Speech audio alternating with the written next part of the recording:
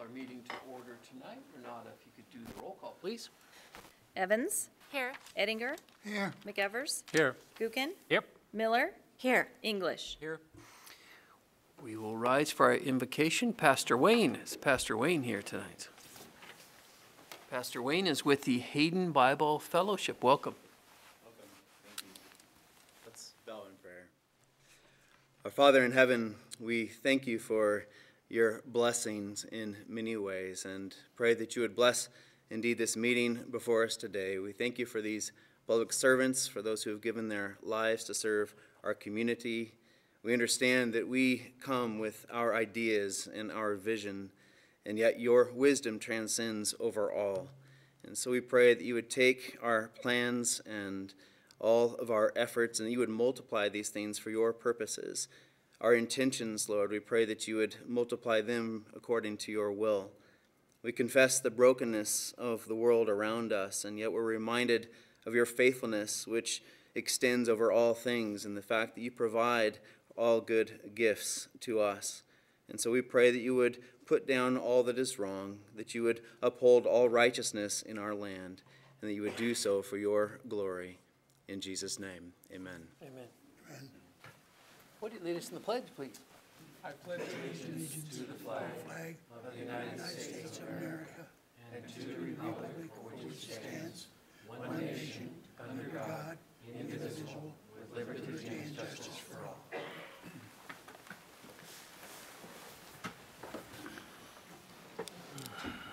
Okay, I don't believe we have any amendments to the agenda tonight, so we'll move on to the public comment portion. Anyone wishing to give public comment on city business shall have 3 minutes to do so. Chet, why don't you start us off? I couldn't pass up this opportunity to share airtime with the President of the United States. So thank you for allowing me to be here. Seriously, I was looking at the agenda today, and I see you're going to set the date for a hearing on the River's Edge Apartments. And that made me feel very nervous for you all, because I think this is going to be a big deal. I think you're going to hear a lot of people come and say they are against it, and that they are your constituents, and you need to listen to them. And you do. They are your constituents. But you don't only represent the people who say they voted for you. Remember, we have secret ballots. You also represent the people that voted against you. You also represent the majority of the people in Coeur d'Alene who didn't vote. You represent the businesses in Coeur d'Alene. You represent the children who can't vote. You represent the second homeowners who pay a lot of money in taxes. In other words, you represent not the people who voted for you, but the city of Coeur d'Alene, and your job is to do what is the best for the city. And it's not only the city today, you represent the future of the city of Coeur d'Alene. What you do today, what you will do with this project, will be with the city for years and years and years to come. So I'm just asking you to remember that as a big picture, when somebody comes up or somebody's in the audience and they testify, you know, I voted for you and I need this. Remember that the future of the city is in your hands. And if you envision that future as lower density and lower buildings, then you may be appalled by this project. And if you envision this future of this city as no bicycle path or no pedestrian path along the river and no river access, you might be excited about doing the project. But don't get distracted by the noise coming from individuals that are saying, I voted for you and I like and don't like this. Remember, they got their likes and dislikes in an instant, or from a friend, or they saw it on Facebook and they wanted to give it a thumbs up or a thumbs down. So you guys have been working on this since you bought the railroad property. And you instructed city staff to go work on get access to the river. Get that. That is so important that you've been working on it for 4 years. And don't let the noise of the moment distract you, and make good decisions for the future of the city. Thank you. Thank you, Chet.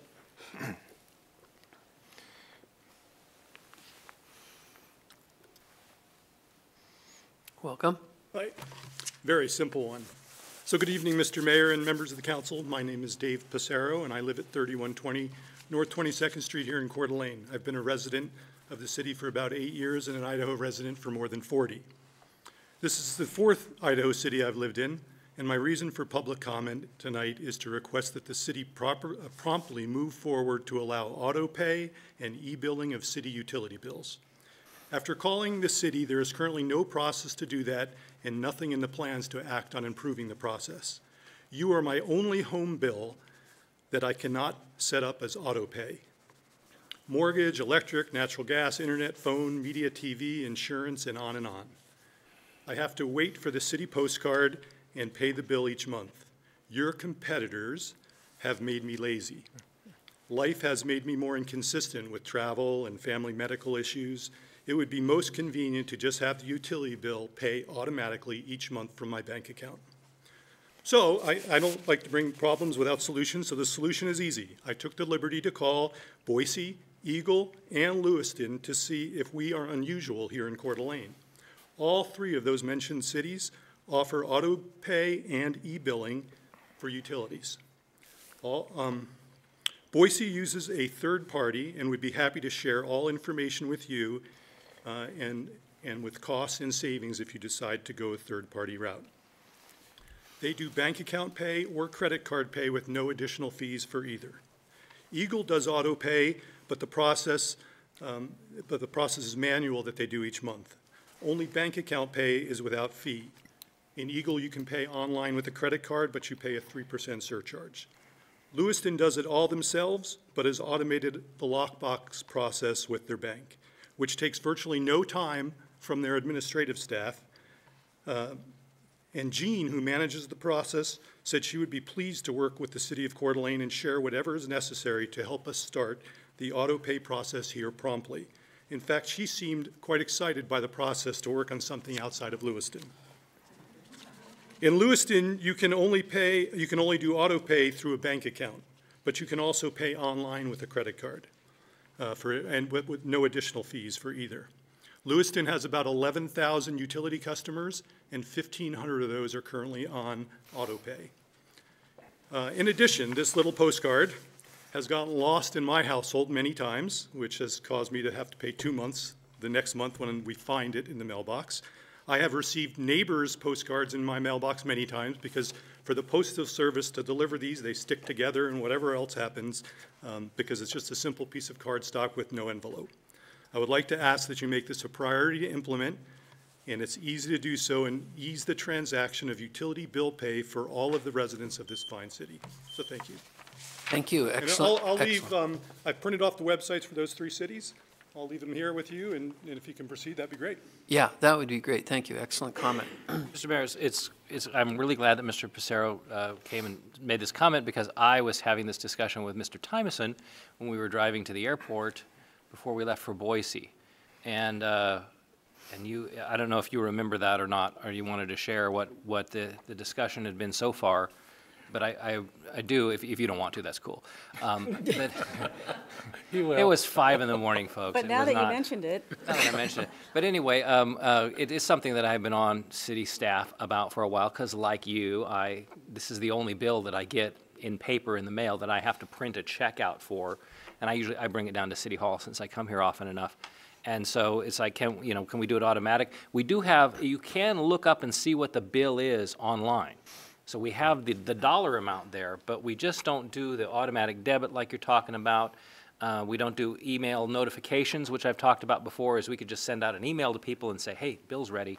So I think there's a lot of options, but I do know from having the conversation with Mr. Tymeson that they have looked at it, and I appreciate your supplying those information from the other cities, because maybe there's something there that will work with our system. Thank you. Great. Thank you. Dan, did you have something? Well, just to say, I think that's a great idea, and I'd like to go one more step, and we could have payroll deduction for employees and council. So all of our bills would take out of your paycheck. I like that. I like that. It's not that big. All right, thank you. Anyone wishing for more public comment? Seeing no public comment, we'll close the public comment portion. Oh, okay. I'm here to talk about bill pay. I actually Pay got- your bills, would I you? got red tagged once while I was on city council because I was the same issue, so I endorse his point. Good evening, I'm Mike Kennedy. I live on Bolivar Avenue in Coeur d'Alene. And tonight you have on your agenda a recommendation from staff regarding the construction and operation of a 1 gigabyte fiber optic cable network in the city. It's a fascinating idea. I know this because I'm the president of Intermax Networks, who has already been in the business of laying fiber and has more than 100 buildings on our fiber network in Coeur d'Alene alone. More if you count Post Falls, Hayden, Dalton Gardens, and Sandpoint. We also employ 45 families, many of whom are your constituents and whose taxes and donations support city parks, libraries, nonprofits, and economic development in the community. So it is a fascinating idea, but it is also an immensely complicated idea. And there's a great deal of technical, financial, policy, and political ramifications to this. As a citizen who spent time in your chairs not too long ago, I want to urge you to slow this train down, and this fascinating idea needs more time to work. Until you all have actually done the preparation work to develop a clear rationale, develop a policy, and develop a good reason to present to taxpayers and voters why the city should be wading into the private sector on a consumer product where there are local companies already fully engaged. Now, this 3-minute comment period is not sufficient to address all the issues related to the proposal, and I think being a good neighbor, we should hear from the people who flew in from Wisconsin to make the pitch for your dollars. I met them, they're nice guys. But I'll be here if you have questions afterwards. Feel free to call me up.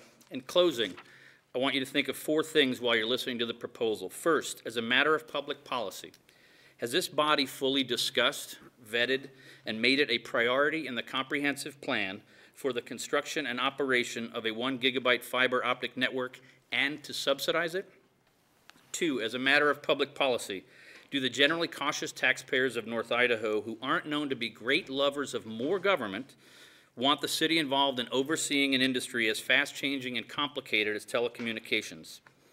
As a matter of practice, has the city reached out to all the existing local companies involved before engaging in negotiations with one company who markets to cities all over the country, trying to find ones where they can get subsidized?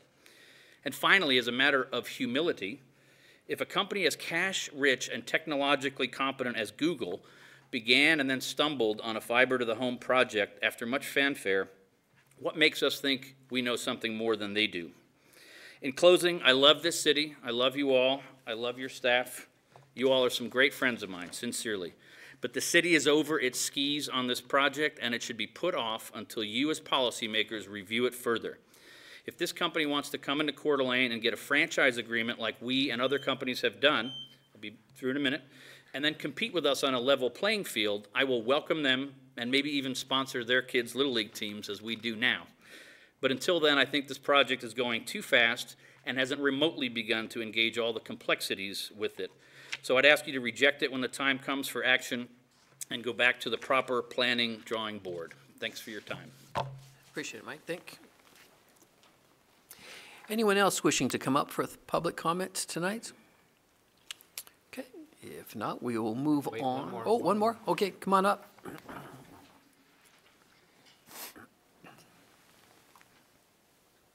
Good evening. My name's Corinne Stauffer. I'm the Director of Field Operations for Spectrum here in Coeur d'Alene. And I would just like to echo what Mike just shared with you all. Myself, just to give you a little background, I have worked in the telecommunications industry for 40 years in this community.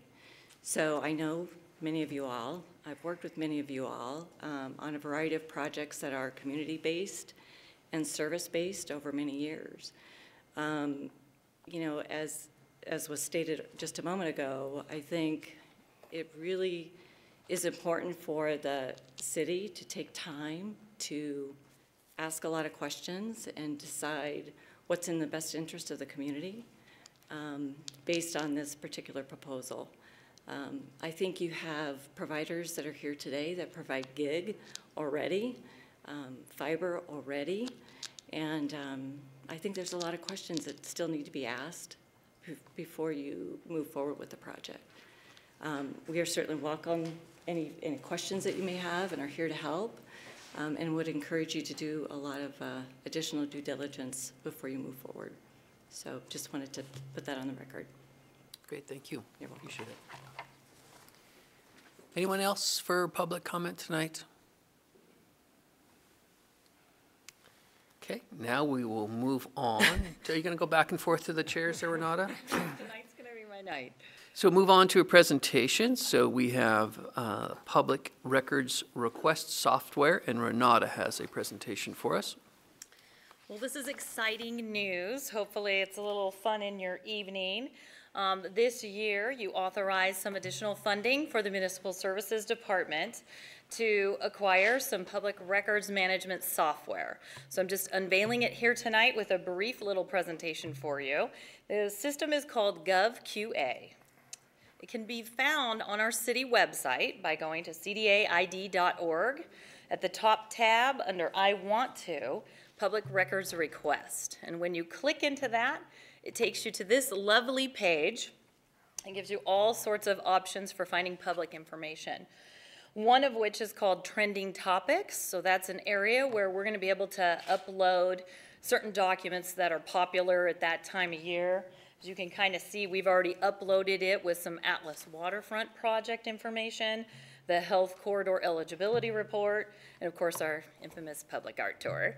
But that's something that we have full control over, so we can add and subtract anytime we want. If we have large events that are a lot of public records are going to be asked about, we can kind of pre-form it there.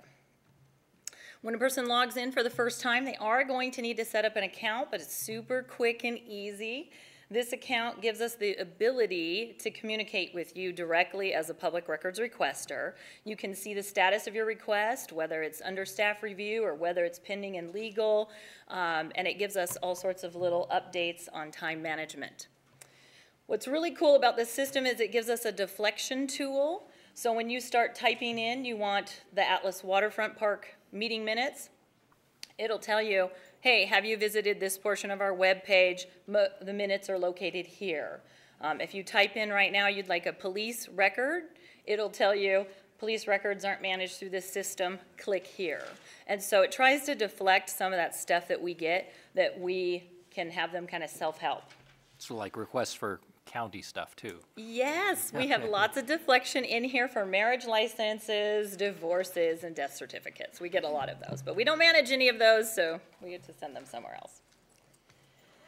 The system internally, and this is a lot of stuff for one screen, I just wanted to show you really quickly on the right-hand side what staff is able to see. So we can see when it came in, we can see how many days left we have to respond under Idaho code, and we can see where it's sitting if we've pushed it to another department. So this is what the customer gets in return. They get a nice little email with our logo that says, thank you for your request. It's being processed currently.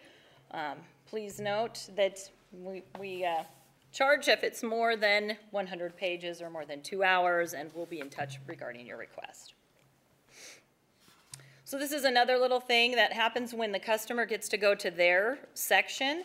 They can see some of the transcripts of what correspondence we've had back and forth. So they don't have to go searching through their email box. It's all here in one location for them. If they have many requests with the cities, they can see them all in one location. They can go back and look at something they requested 3 months ago and kind of just go to their account and find it all there. This is on the inside. I know it's super a lot of information and kind of blurry on there, but each user that's in this system has the ability to have this desktop icon. It'll tell you how many requests your department individually has received so far, how many average days it took for your staff to respond to those requests, and then you can see below the exact request. So it gives you lots of information as a public records custodian, and it's probably not that interesting to most people, but we love it. So thank you again for the funding for that system. We have had it going kind of a soft grand opening for about a week and a half. We've processed about 30 requests so far. Excuse me. So people have found it, and we haven't had any issues with it so far. So we're learning new things about it each day. So if anybody has any questions, they can certainly contact me or my staff. Does anyone have any questions for Renata right now? I would submit them using the machine. So, you know, yeah, just fill up an account, right? Yeah. Okay, yes. Start an account. Get on there. Ask me any questions. All right. Thank you, Renata. Thank you. We will move on to announcements. Any member of the council have an announcement tonight? Woody? I would just like to mention that Bill Brooks is in the booth tonight. Their county commissioners are getting ready to start televising their meetings, and he's kind of in there picking Jeff's brain. So I'm excited if this can happen. It'll kind of give us another step of covering all these things, this transparency in government. So county coming on board could be really huge. Of course, we're going to have to learn a new language probably, right? But I want to welcome him, thank him for coming so he can kind of see how we do things. Great. Thank you, Woody. Anyone help? Dan? Well, just to mention that I will be missing the next council meeting, and since I know ahead of time, like to kind of get that out there. Have to travel to Boise with my day job, but I will say this will be the last time that'll have that conflict. So anyway, that I'm not flaking off, but I just have to do my other things. So Because you're retiring from your day job, right? yeah. When is your? End of June. End of June. Yep. All right. Anyone else have any announcements? I have a couple of appointments. I would like to reappoint Peter Lutrop to the Planning Commission, and Sarah Garcia would be appointed to the Arts Commission as the Ignite liaison. So we'll be looking for council action there. I'll make a motion for Second. both appointments. Motion and a second. Any further discussion? All those in favor? Aye. Any opposed? Motion carried. Mr. Mayor, I would like to move for approval of consent calendar as presented, including Resolution 19003. Second. Motion and a second to approve the consent calendar. Further discussion? Seeing none, roll call, please. Evans? Yes. Miller? Yes. McEvers? Yes. Kuchen? Aye. English? Yes. Eddinger? Yep. Motion carried. We'll move on to other business. The first part on other business is approval of amended plat to Park Drive Addition Lot 9, building envelope modification and reduced front yard setback. And Hillary has that for us tonight. Welcome, Hillary. Good evening, Mayor and Council. Go ahead and load this up. So this is a little bit of an unusual request. So the property owners, Roger and Joanne Wing, have asked us to consider modifying their building envelope. And so this is in the Park Drive addition. I'll show you some of the plat images so you can kind of see where that is. But they are asking if they can modify that building envelope. I'll explain kind of the extenuating circumstances for that. And they are offering a one-time donation of $500 into the Urban Forestry Fund for a replacement tree. So this is the plat showing Park Drive addition. This is a subdivision that was done by Ignite CDA. This is the first one that Ignite had entered into, and worked with city staff on trying to figure out what's the best way to create the lots in here, and we worked with them on creating building envelopes. So if you will recall, we specifically noted on each of these, let me go this way, sorry, on each of these lots where the building could be. And so it's a little bit more restrictive than standard zoning. So we wanted to have it so that even the porch couldn't extend into the front 10 feet, which you normally would have. It's really a 20-foot on most of these lots. The subject property is Lot 9 here, and you can see that one has a even further front yard setback of 30 feet. And then this little notch is what was to protect an existing oak tree that was on the property. And so went through this effort, and Ignite had spent some time going out and doing some survey work along with Katie Kosanke, our former urban forester, to figure out what trees were healthy to establish those building envelopes. So wanted to explain that to you.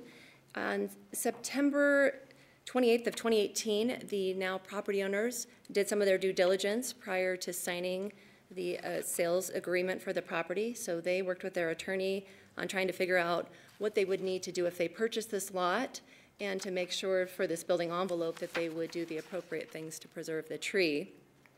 Then they went through the steps of having an arborist come out and take a look at that, and discovered that the tree had potentially had some lightning strike damage. And so that was counter to what had been looked at previously when Katie did hers, but she hadn't probably done the same type of inspection. So there was a little difference of opinion, but we learned through kind of this, what has proceeded to happen on this, what the extenuating circumstances were. This is the subject property outlined here, And on this one, you can see this is the English oak tree. It's greater than 40 years old in our current urban forester Nick Goodwin's estimation. So that tree was on the property.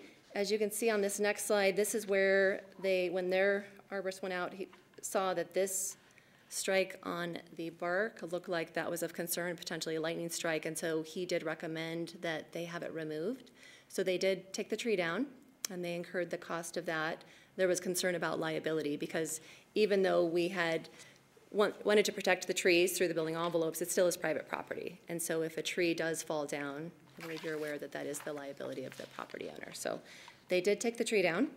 Again, kind of just through the next steps of this, they came in and talked to the city about what could they do now. They understood that, you know, they'd wanted to keep the tree, they couldn't, and now is there a possibility of modifying this building envelope? And so we did meet with them and talk to them about what that process would look like in terms of modifying the building envelope, but also let them know there is some sensitivity in the city about tree removal, especially in this Fort Grounds neighborhood and around City Park. And so we did talk about a one-time donation for a replacement tree that could be in the park somewhere near their property. We initially had discussed with them maybe put the tree back on their property, but it seemed that the better solution would be to put it elsewhere. So this is the request before you. This is, again, this is lot 9. This is the existing building envelope with that notch that was cut out for the tree. And they are asking to move the line here so it would be consistent with the other properties. So it would be a 20-foot setback. They still wouldn't be able to encroach further into that 20-foot front yard setback. And I did want to mention, too, that this is a pretty consistent donation amount. So as you see noted on the top there, there's different amounts for trees and different agreements that go with that, but discussed with them that the $500 is standard. It wouldn't have a plaque, and it would be something that they could work with our urban forester once the nurseries are back open to figure out the appropriate tree. We could get it at a wholesale price, and so that would be the best for all parties. And so the decision point recommendation this evening is really if the city council would support modifying that building envelope so it's consistent with the other property owners, and to accept the one-time donation of $500 for that replacement tree. And I would be happy to stand for any questions. Questions for Hillary? Dan? Well, I would just mention when this came before the committee, I mean, it sounds like everybody operated in good faith, and then it didn't work out. So I'm, supportive of the motion, but I'm curious, what does $500 buy you for the size of a tree or whatever? That I might need to call upon our expert, Nick Goodwin. Hello. So as far as for a removal tree, I'm speaking with the family about getting some other variety of oak tree for $500. Realistically, for example, our 1.5 to 2 inch diameter street trees that we buy for our street tree planting program that's coming up soon, they range $130 to $160. So on top of that cost, you would also have delivery fees from the company, nursery bringing the trees to us, transportation fees from the city, as far as costs from our employees doing the transportation. In this, it's a donation. We would do that in-house. The trees would be included in our street tree program, so there's no additional cost in that. So realistically, I do believe we could probably get 4-inch to 6-inch diameter tree, a pretty substantial tree. And I am working with the family to try to find something that they'll enjoy the fall color of and plant it somewhere they can see it from their house to kind of act as the replacement for that tree they lost.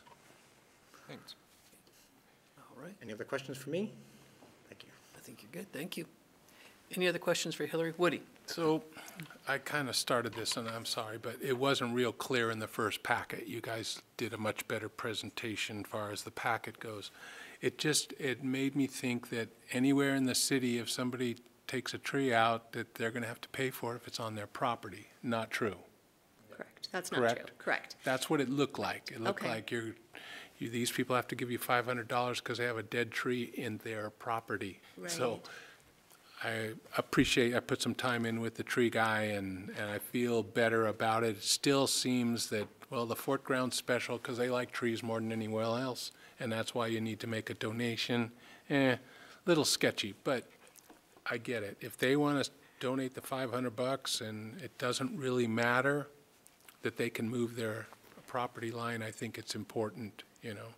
I think you guys did a better job on this second round. I appreciate the story, because maybe I'm just getting old and didn't get the story the first time. Could be. No, I think it did need to be cleared up that it's not a mandated 500 fee in order to get the property line moved. And Gotcha. those two things are separate. This is just a donation, and the city should be appreciative for the property owner being cooperative, so. So I'm going to take the high road and make the motion to approve the plat Park Drive addition, Lot 9, building envelope modification, reduced front yard setback. Second. Motion and a second. Any further discussion? All those in favor? Aye. Any opposed? Thanks, you guys. Motion carried. Thank you. Item number 2 is a request for TDS Metrocom to build a fiber optic cable network. Mike Gridley's going to lead us off here. Good evening. This may be another, should be, instead of other business, should be unusual business, because we had Hillary's item and now this. I am the messenger here of sorts, probably because of the breadth of my technological understanding and everything. Actually, TDS is as far as I know, is a Wisconsin-based, and they're here tonight. They'll speak to you. So I'm just going to give you a little background. They're here to present their proposal that they came to the city with to build a fiber optic network within the city. And they claim a lot of benefits and would build out over 30 months.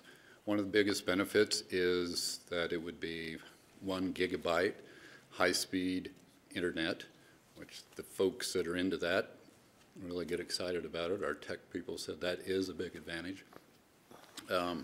The other thing is, obviously, it does inject some competition into the business, into the community, into the network system providers here. So I'm really here just because this is an unusual proposal. What's unusual about it is they have requested that we rebate to them up to $1 million over the 10-year period from the franchise fees that we collect, the 5% franchise fees, up to half of the 5% every year. They say that helps them build the project out. That's an unusual, we've never done that before. It's something that would involve some legal work to go through to structure that. So I think that's why it landed on my desk and why I'm bringing it here. But we've had a couple good meetings with them. This is their proposal. They're coming here to present to you and field any questions, provide any answers that my technological knowledge won't answer. Dan, you have a question for Mike? Yes, I do, and I know you're the messenger. I'm not going to shoot you. How is a rebate of a franchise fee allowed in Idaho code? Well, I think you would look at doing, the money would come into the general fund, and you could say, you know, we see this as an important thing for the community. We see this as an important thing to have a 1 gigabyte network. It's faster than anything anybody else is doing. There's a business benefit. There's a private benefit. You can watch a 2-hour movie in 15 minutes or whatever. You really don't understand tech then. So. Anyway, so that you would say that there is a benefit. I suppose it'd be like recruiting any business where you said, gosh, if this business would come to our town, that would be a good thing. But legally, how can we give them a rebate on a franchise fee? Where's that in the code?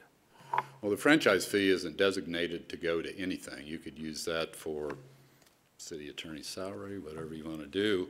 It's not limited to putting it into any specific item. So the money comes in and goes in the general fund. You can spend it how you see fit. So is there an authorization in code that we can provide a grant to a business? I know urban renewal can do that, but is there anything in municipal code under powers that would allow us to, you know, essentially give a grant to a private entity, a for-profit entity? And that's a good question. I think the answer is there has to be some community benefit, some demonstrable community benefit, similar to if we hired something or bought something, we can say, well, we're getting something here. You know, one way to structure a deal like this would be to prepay for services that we're going to get in the future. I mean, they called it a development grant. You could call it a lot of different things, but the bottom line is there needs to be some articulable benefit to the community. You know, an example I think that we all are familiar with is the Croc Community Center. The city participated in that, but we went to great efforts to research and demonstrate that there were community benefits for the building of a community center, even though it involved the Salvation Army. So, Thank you. Woody? Kind of along those same lines,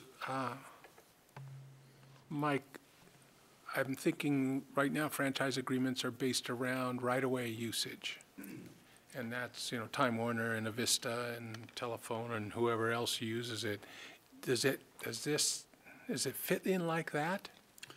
yeah, it's a little bit different. They've gone to a statewide franchising agreement. So under the Video Provider Act, they can go get a statewide franchise agreement, but it still requires them to pay or collect the 5% fee that we would get. They get to use our right-of-ways, but it is still subject to our rules about street cuts and placement and engineering of the structure. So, you know, really the unusual thing about their proposal, and this is the first time nobody else has ever proposed this, so that's one of the reasons we're coming to you guys to say, is this something you want us to talk further about, offer to other people, look into, is they're asking for money back to help them build out this project. So, but they would be otherwise entitled to come in and say, we got a state franchise agreement.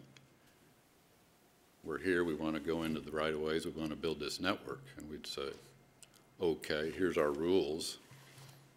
Make sure you follow them and make it do that. So that's how they could do it now. This is another path, another way.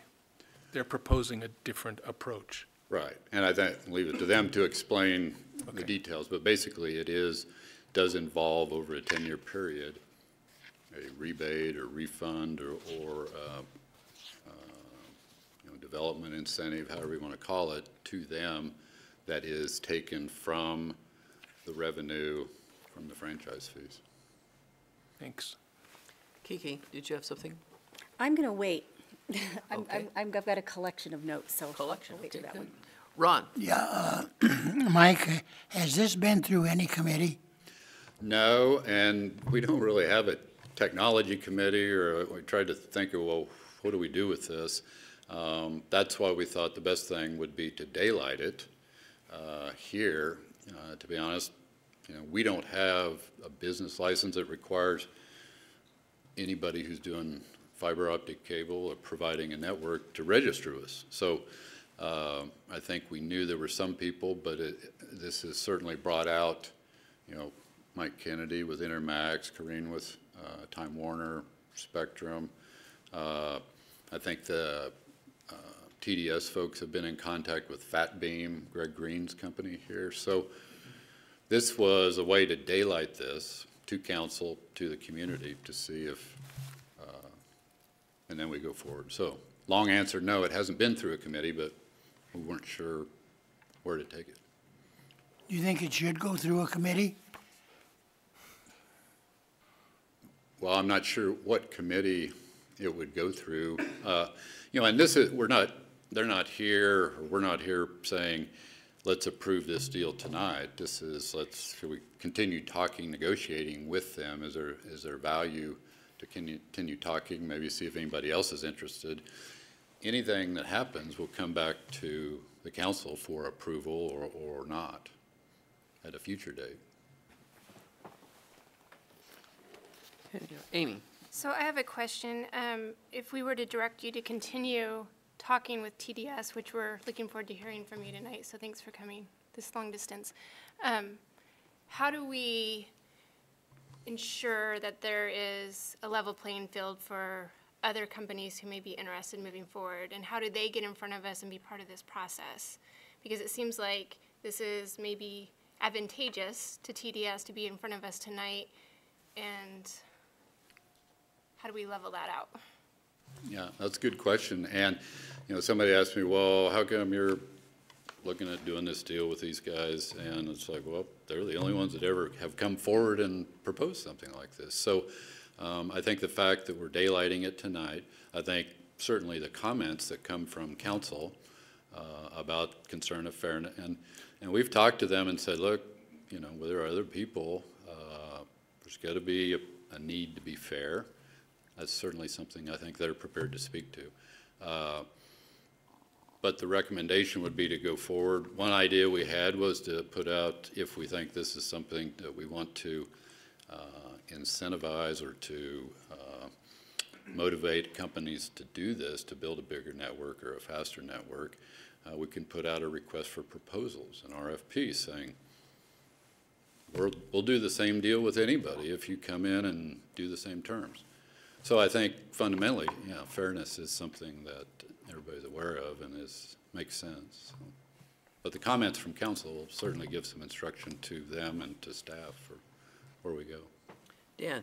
Well, I think you've answered that this has not happened before, so there isn't precedent. So I guess my first reaction is this would be a huge fork in the road and diversion of the policy path that we've been on, and to even entertain the prospect of giving, you know, rebates or whatever.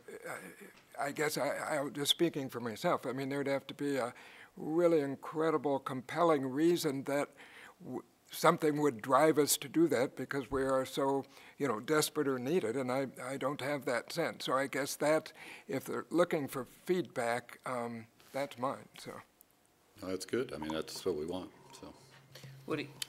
Mr. Gookin, Yes, I sir. seem to remember this being important to you at one time. Early on, I think you said, we need to do better. We need to get the big networks thing going. Did you envision it like this, or did you even think about how it would happen? Well, I looked into Google Fiber, which was available, our opportunity at the time. The dynamic changes so much in this industry from year to year, depending on how the technology comes along, that sometimes things like that sound really good at the time, but then something else eclipses it.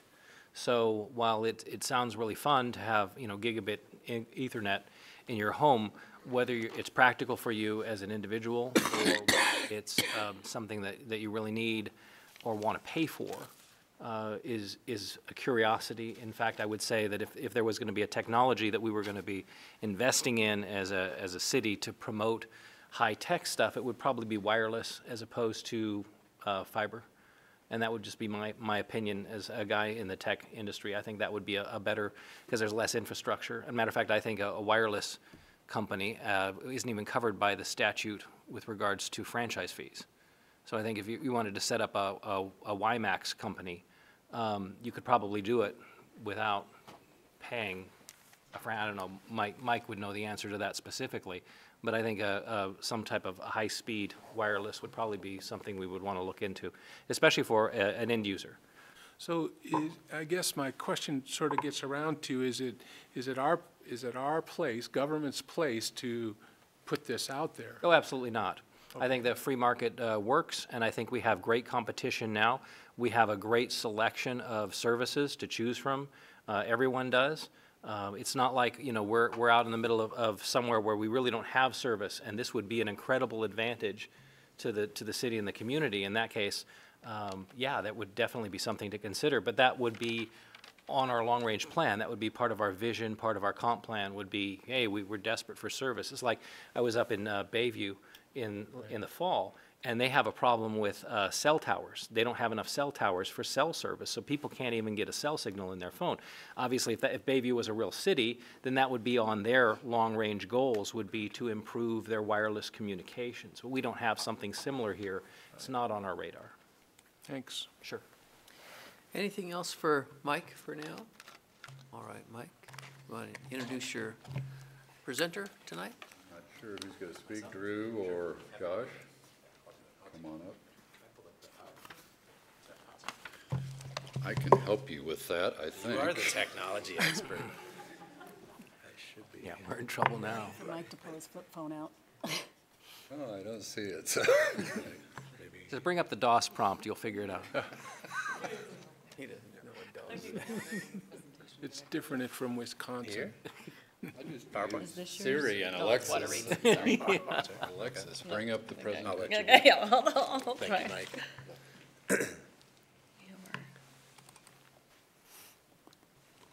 Presentations, which one are you, right here?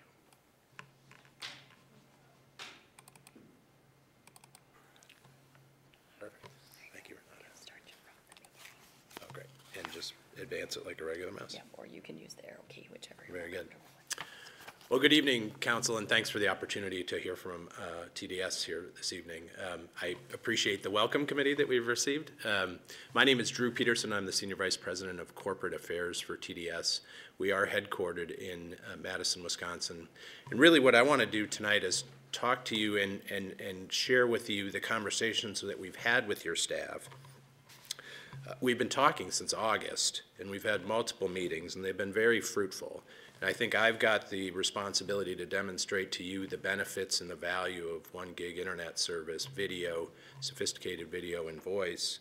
But I also want to talk about what the benefits will be to the city of Coeur d'Alene and put an added emphasis to that.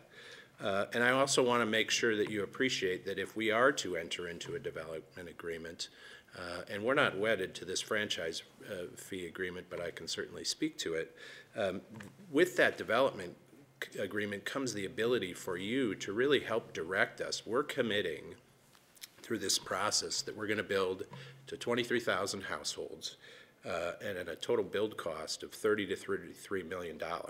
So it's a fairly significant endeavor.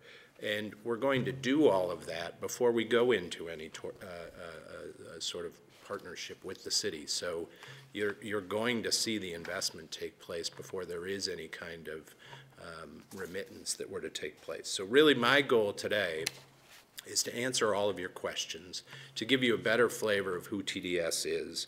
And really the action item for tonight is for us to come to the agreement that we can continue to have dialogue with the staff towards working towards construction season, which will be upon us before we know it, despite the weather tonight. You know, April, May, we have designs that we'd really like to get going with construction here. And so I just do want to start by saying, you know, we've enjoyed having the conversations that we've had to date. We want to continue and accelerate those so that we can make this kind of investment in your community. So, oops, let's see if I can run the technology. So I will give you a quick overview on TDS. I am sensitive to your time, but I do want to give you a flavor for who we are as a company. I will talk about the benefits of fiber to the home, both from a commercial and consumer perspective, and talk about a community partnership. So this just gives you a quick snapshot of our company. TDS is a family company. We've been in business for 50 years. We own a collection of companies, and I'll talk to everything to the right of U.S. Cellular. I will just point out to Councilor Gawkins, is it Gawkin? Gookin's point, we own U.S. Cellular, which is the 5th largest wireless company in the United States, operates in 30 states. So we very fundamentally understand wireless technology. We view it as a wireless service as a service of convenience. When you contrast fiber internet, fixed fiber internet with wireless, we see speeds that are, you know, 50 or certainly tenfold, and in some instances as much as 50. The company that I represent, TDS Telecom, we've been in business for 50 years. We serve predominantly suburban and rural areas across the country. We'll talk a little bit more about that. We are the 7th largest broadband provider in the country. I will tell you the disparity between the Comcasts and the AT&Ts in the world and TDS is substantial, but we have been in business for a great deal of time. We trade on the New York Stock Exchange, and here are several of the accolades that our company enjoys. So just the quick highlights, and again, I want to run through these relatively quickly. We've been in business for 50 years. We have over 1,200,000 customers in 30 states. We have 2,600 employees. We offer some of the fastest speed internet in the country, and we bring faster broadband to new communities, both rural and suburban, every day. We've been doing this for a great deal of time. We'll talk about what we've done in our incumbent markets, but in 2013, you can see from the map, the states in pink, if you will, are all cable properties that we started acquiring. We made a decision that to grow larger, we should be agnostic of technology, and we should go out and acquire companies where we can be the fastest broadband provider in the community, regardless of technology. So for years, we were in the wireline space. Then we got into the cable space. That's somewhat unorthodox, but our view has been reinvest in those networks, bring sophisticated products and services to customers, and you'll carry the day. So in 2013, we started doing that. What we found is the additional cable companies, because our plan stated growth record was we're going to buy more cable companies. The cable companies that exist that are out there and able to be acquired today are generally speaking cable companies that we wouldn't want to hitch our wagon to. They're in very low demographic areas. They have very poor network quality. They have poor reputation. And so that's really truncated our interest in getting into the cable business. We've rehabilitated all of those areas and are the dominant broadband provider in all of our markets, but we've said, we need to look to a different growth strategy than that, and that's where we've come on to the notion of investing in fiber. So what we've done is basically invested in fiber in every one of the core communities that we serve in our wireline territories that makes economic sense. We've done that in over 100 locations, and we have seen just tremendous growth from that. And then we're also doing it in greenfield areas, which brings us to Coeur d'Alene, a new market where we think there's a real demonstrated interest in getting additional broadband to the area. What we've seen is overall broadband take rates when we introduce fiber optic broadband to a community exceeds 50%. So we have really, really exceptional take rates. We still believe very fundamentally in video entertainment. We invest in it heavily. We have a very sophisticated video product to compete with the incumbent. Over 90% of our customers take a triple play because of the value-based pricing that we offer, and we've shared with you our price lists that are in your packet, so that should be there. We believe that fiber makes a difference in a community from an economic development standpoint, from a ability to telecommunicate standpoint, to combat the homework gap. Suffice it to say, we have very big aspirations on fiber and think that it just really makes a difference in a community. To be successful, we believe that television has to be a part of that. And as we talk about the franchise strategy that we want to employ at the end of this, that's going to derive revenues for the city that we think makes sense to run it back. If you don't offer a video product, it gets more expensive for the consumer because they have to purchase their broadband from one provider, their video from another.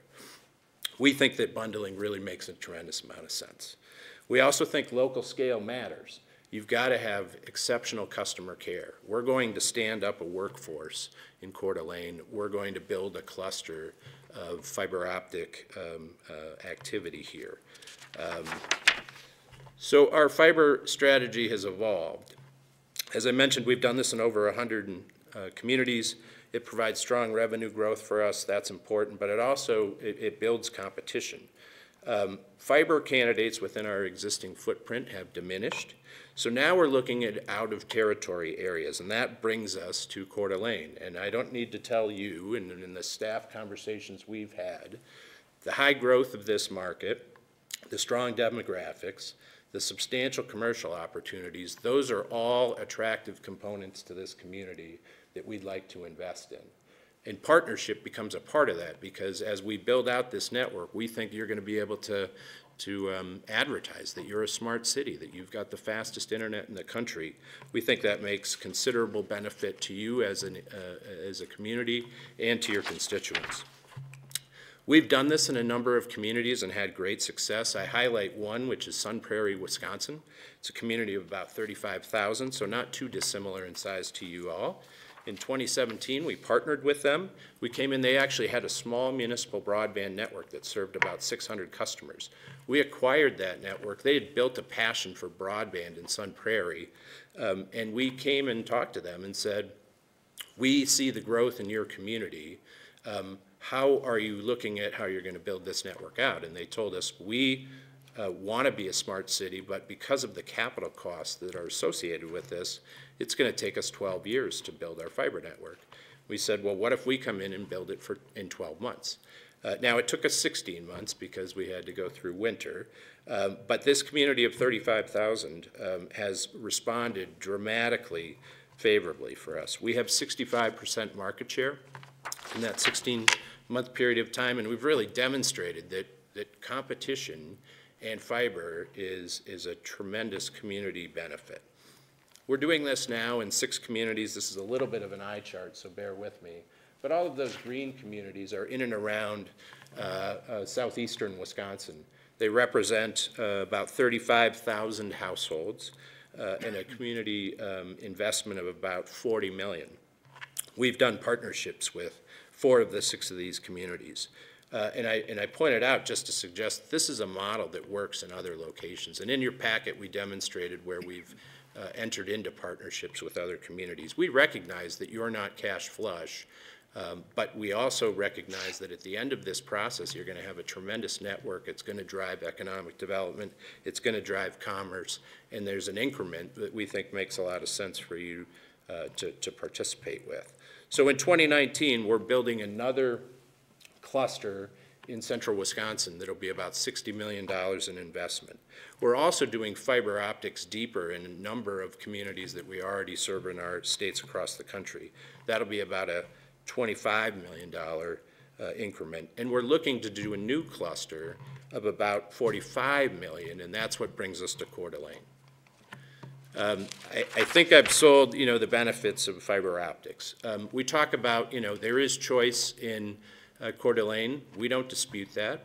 We were welcomed tonight by some of our competitors. We think a competitive environment really benefits the community and your citizens. Our entry-level speed, when we're complete with our network, will be 300 meg down, 300 meg up. I believe your current residential high-speed cap is about 200 meg.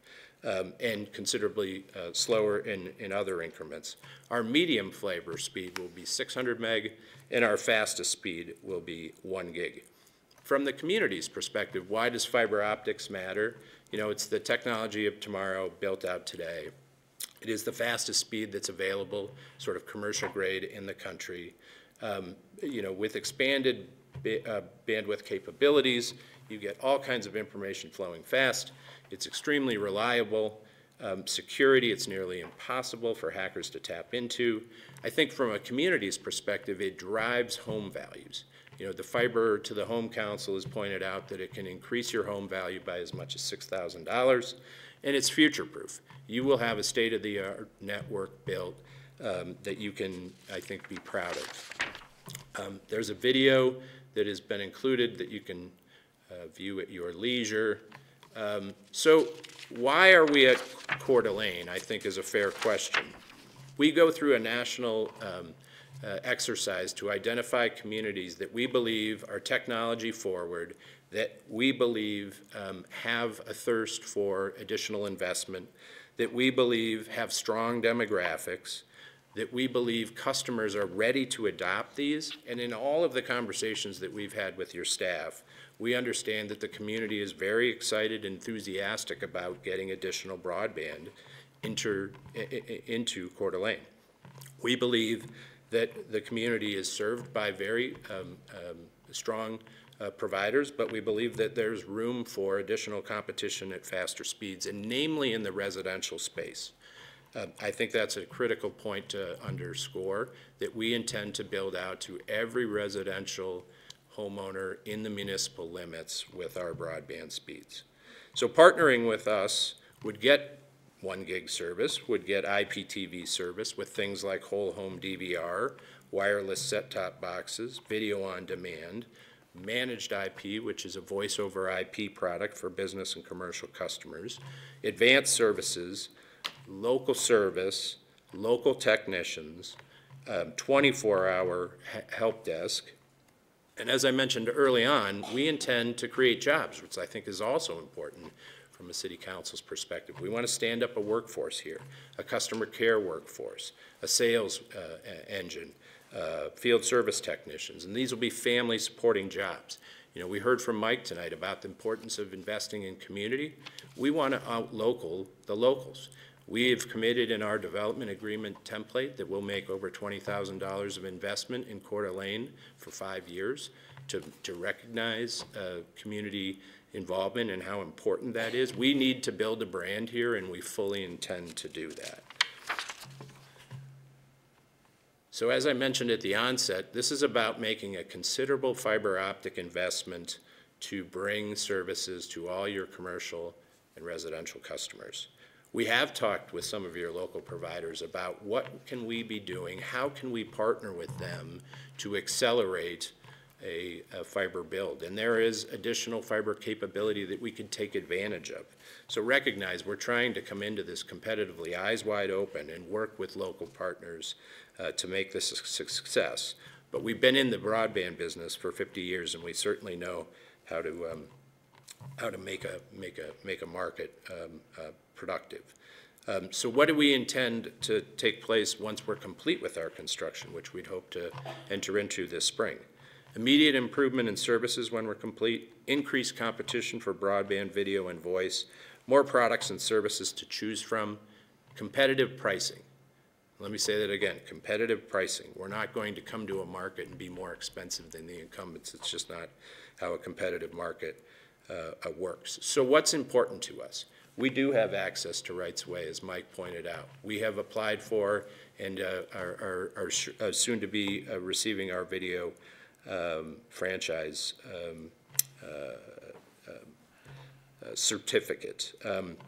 We have access to rights-of-way under that state certificate, but what we want to do is partner with the community so that we're ensuring that we're going to all the places that you want us to go. And in addition, we're doing it in the most or the least cosmetically disruptive way possible. That's why partnering with other carriers that have fiber in the area makes some sense from a transport in and a transport out.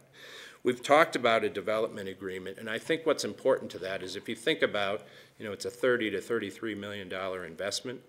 $1 million increment at the end of this is about 3.3% of the total cost of the investment. So understand fully, this isn't about the finances of that investment. An investment, an increment from the city of Coeur d'Alene, when we're complete with construction, I want to talk about that, how this would work, just simply demonstrates that you're going to be and your team is going to be very easy to work with from a permitting standpoint, from a rights-of-way standpoint, from a sharing of information of where the next subdivision may be going or next road move may take place. And so we've found in the communities that we've partnered with, when we have that kind of a relationship with your staff and the community makes a financial increment investment when the process is complete, it shows, it demonstrates that you've got some skin in the game to make this work. As part of our development agreement, we commit that we will build this in 30 months' time. In every place that we've done this to date, we've done it in less than 2 years. So I think that is, you know, a bit of an insurance policy for the city and certainly an insurance policy for us. But understand it's our intent to build the network rapidly. And we are not wedded to this franchise fee model. We've done tax incremental financing in some instances. We've done tax abatement in some instances. But what's nice about the franchise fee model, and let me just sort of walk you through that. When we complete our network and when we start adding video customers to our services, we'll be remitting franchise fees from you. Currently, Charter pays franchise fees to the city, but DirecTV and Dish, your satellite providers, do not. So we recognize we'll likely take customers from the incumbent cable provider, but we'll also take a number of customers from Dish and Direct. So we'll be remitting new franchise fees, and we've given you a schedule of what we anticipate that will look like, what the experience has been in other locations. And we're going to generate in our scheduled formula, over $200,000 in new franchise fee revenues to you when our service has been built, when our network has been complete. And what we've suggested is, of that $200,000 increment, we'll remit that to you. You'll retain half of that, which will address some of the transition of customers from cable to us. But the other half that would not have been remitted had we not been here would come back to us. In the way that we think that's a relatively elegant way to say, once you've received a considerable investment from us and it's been built and we're remitting franchise fees because we're winning in the marketplace, we think it's reasonable to say, we're going to keep an eye on your existing franchise fees and kind of hold you harmless to some measure by remitting half of them back to you. And that other half comes back to us, and it helps to defray the cost of the investment over time. So the big sort of increment that we pay most attention to is, what does it cost to build per household passed? So when you've got 23,000 households here, we figure out an increment. We like to be about $1,250 per household. To do Coeur d'Alene, it's a little more than that. When we look at the difference between what that's at, and you can do the math on 33 million divided by 23,000, it spits out a number. The difference with our franchise fee model fits to be right about $1 million. It's about 960,000. So again, our strategy has been, and we recognize, communities are not cash flush. You're not a for-profit business. And we recognize this is a very unusual situation when a private company comes to you and says, we're going to make a considerable investment in your community. We're going to serve all of your customers. We're going to make you a smart city. We're going to partner with you and your team to make sure that we cover everybody within the municipal limits. And our view has been, if we've got a community that's committed to us, that works with us on the development side, on the public works side, on the rights-of-way and permitting side, a financial increment of a relatively small amount on the back end of a considerable investment makes a lot of sense and goes a long way towards making that kind of a partnership that we're excited to make. So I realize that's quite a mouthful, but let me tell you what's most motivational about why we're here and why we've been spending this time.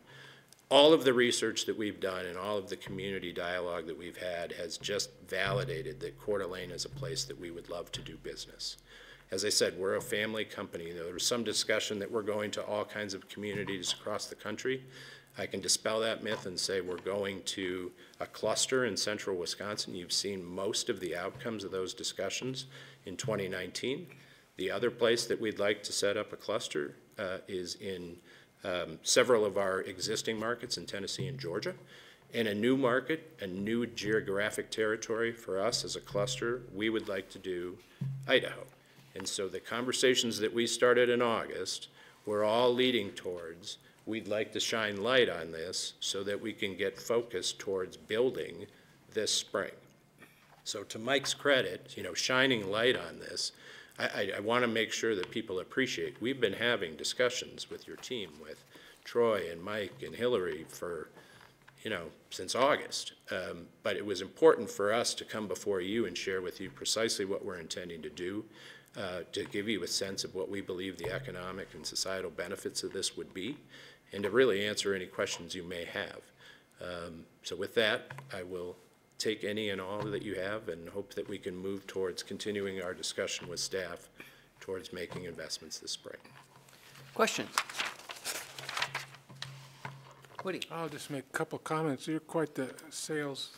I mean, I'm like all excited, so I know where Troy's at. He's been doing it since August, so should have let us know what was going on. I just kind of wonder, you guys come in here, what happens to our guys? Time Warner, who's been with us for 20 years or more. More, Yeah. right, Corrine? Many more than 20, can't even remember. Some of these other little guys, the little fiber guys, I mean, are you feeling like you have an edge on them, or? Well, I mean, I would tell you that we fundamentally believe that fiber has got a tremendous amount of sizzle for a community, for a company, for citizens, for constituents. In every single place that we're doing this fiber model, we are not the incumbent, right? When we're doing it in our own markets where we are, but in generally, we are the third market entrant or more. And there's a half a dozen commercial fiber providers, including Mike's company, in Coeur d'Alene. We've been working with Greg and his team at FatBeam to understand what they have by way of assets. I would tell you our play where we're particularly strong is serving residential customers. We think that choice is powerful. We think that a combined triple play that has sophisticated video, that has exceptional broadband and quality voice sells. And so we're completely comfortable competing and being the new entrant, because we think, you know, when you come in with entry-level speeds like we do, and TV like we're going to offer, and voice like we're, you know, sort of our backbone, we're not afraid of competition, and I don't believe our competitors are either. And there's choices. Choice benefits everybody in Coeur d'Alene, whether you take 1 gig fiber service from TDS or you take, you know, an alternative speed from somebody else. But I think you've seen that tonight, right? We've heard from Mike, we've heard from Charter. I don't know that you've heard from them routinely in the past. I think what you need to think about as a city council is, do we want to see this kind of an economic investment take place in a very rapid period of time? And we'll benefit from that. And there's nothing that would suggest that Intermax couldn't do this, that Charter Spectrum couldn't do this, and I don't intend to speak for them. But I can assure you from the conversations that we've had with staff, they were very enthusiastic. And as Mike said, this was highly unusual that a private company would come and say, we're going to make a sizable private sector capital investment in your community. And here's what we want in exchange. We want to partner with you. We want streamlined access to your rights of way and permitting. And when we're complete with this whole thing, we're going to make considerable investments in your community through charitable investments and other items, and we're going to volunteer. And on the flip side, we'd like you to invest a bit of an increment in us to demonstrate that you're a complete partner with us. We think that's entirely reasonable, and I don't think, you know, the average objective viewer. So along those lines, has this worked in Wisconsin, where you go in and franchise fees? You said there's other methodologies that you use for getting the community to take a piece of it. Right. So we like franchise because we think it's relatively elegant, and we say, you know, look, this was money that you wouldn't otherwise be receiving unless we came here and made this investment. So once we're done with that and we start generating those fees, you should think about that as your increment back to us.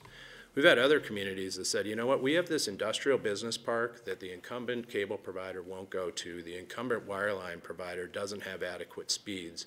You build there first, and we'll pay you tax incremental financing, and then with the expectation that you'll build out the rest of the community. So we've done it that way as well. And then there are other communities. Now, we haven't done this, but there are other companies that have gone with a tax abatement strategy where, you know, when we're complete with building a $30 million investment, you'd remit a substantial amount of property taxes. Some communities, if you've got control of your local property tax, would say, you know what, you wouldn't have spent that money here in the first place, so when you're done, we'll remit that property tax back to you for a period of time to get to that increment. And so we've been very, very flexible with Mike and his team, and we're obviously wanting to be very cognizant of Idaho law. We're not looking to spend any time in litigation. Our goal is to build a network and to have a partnership with the community, and we think that's a reasonable request. So again, there's a multitude of ways that we could do this, Councilor McEvers, and we're not strident about one or the other. I think the notion that you should take away is at the end of this process, having a financial increment has you having some skin in the game, but it also allows us to demonstrate to our corporate parent that Coeur d'Alene absolutely wants us here. And that goes a long way. Thank you. You bet. Dan. Thank you, Mr. Mayor. So, Drew, you mentioned competition, and you talked about Spectrum. Are you Charter now? It's Spectrum. That's who I pay the bill for, Spectrum, and Intermax. And it's true that there would be competition, but when they do business here, the government isn't on anyone's side.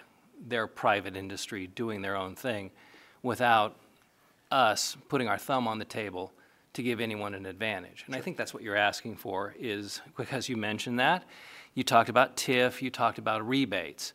Question for you, have you gone into any city in the country where you have not received a percentage of the franchise fee or tax increment financing or some other government benefit to your company? Yes, we have, and we've learned. So you can do that here? We could, and I would tell you we've learned from that experience, and here's what we've learned. A couple things. One, if you go into a community without a development agreement, that we as a private provider have the ability to pick and choose which locations that we want to go to, right? And generally you would think, well, he's going to go to the most expensive, house on the hill, right? Because they have the best purchasing power.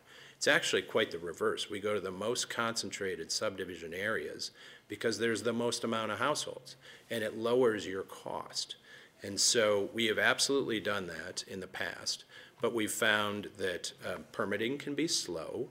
We've found that that city council members do not appreciate it when you go into certain areas but not others, and they start hearing from their constituents saying, hey, why don't I get service over here? Well, we don't have control to dictate where the company chooses. It's a free market, as you pointed out earlier. They've got private rights of entry for rights of way and permitting. We let them move their way through the market, and ultimately they'll get to us.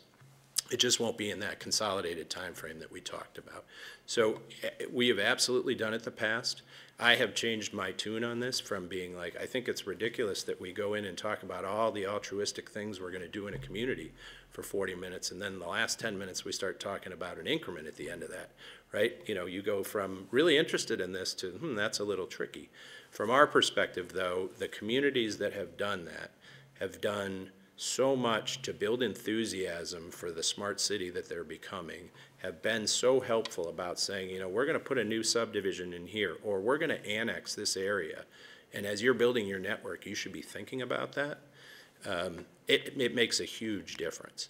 And so we're reluctant to enter into it, because now we have choices, right? We actually have communities coming to us saying, my gosh, I see what you're doing in central Wisconsin, and I see you're, in Coeur d'Alene. What will it take for you to come and build to us? We like to pick those locations ourselves first, but that's a great problem to have, and that's because we've done more and more of this. But I think from our perspective, I think there's a real value in having that partnership, and we absolutely prefer it. It's not to say we wouldn't come to Coeur d'Alene, but I think there are attributes that you should be thinking about that say, what does this do for us as leaders in the city to represent our constituents? So I did some research on you guys beyond what was included in the packet, and found other cities, and it does seem to me that you do look for agreements with the other cities to get some type of government largesse to run your private enterprise. Tell me, what happens to your competitive pricing after the corporate welfare runs out? Well, I appreciate the corporate welfare comment. I would tell you, look, we have done this. We have sent you a half a dozen places where we have done it to give you a level of comfort that this is happening all over the country. There are locations I can cite, whether it be Windsor, Wisconsin, or Cottage Grove, where we haven't done that. We're building it in a different fashion.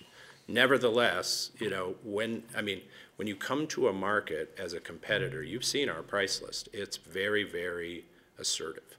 It is an excellent value-based pricing model. We're measuring ourselves on how successful we are in a market. And it's not from a revenue perspective. It's about a percentage of broadband customers, a percentage of video customers. Yeah, but see, we represent people who would be subscribing to the service. And so if all of a sudden the city decides we want to partner with you, and for that period where you get your rebate, you have competitive pricing, when that's over, what happens to the people who we promised that we would be partners with this service? My guess is your prices go up.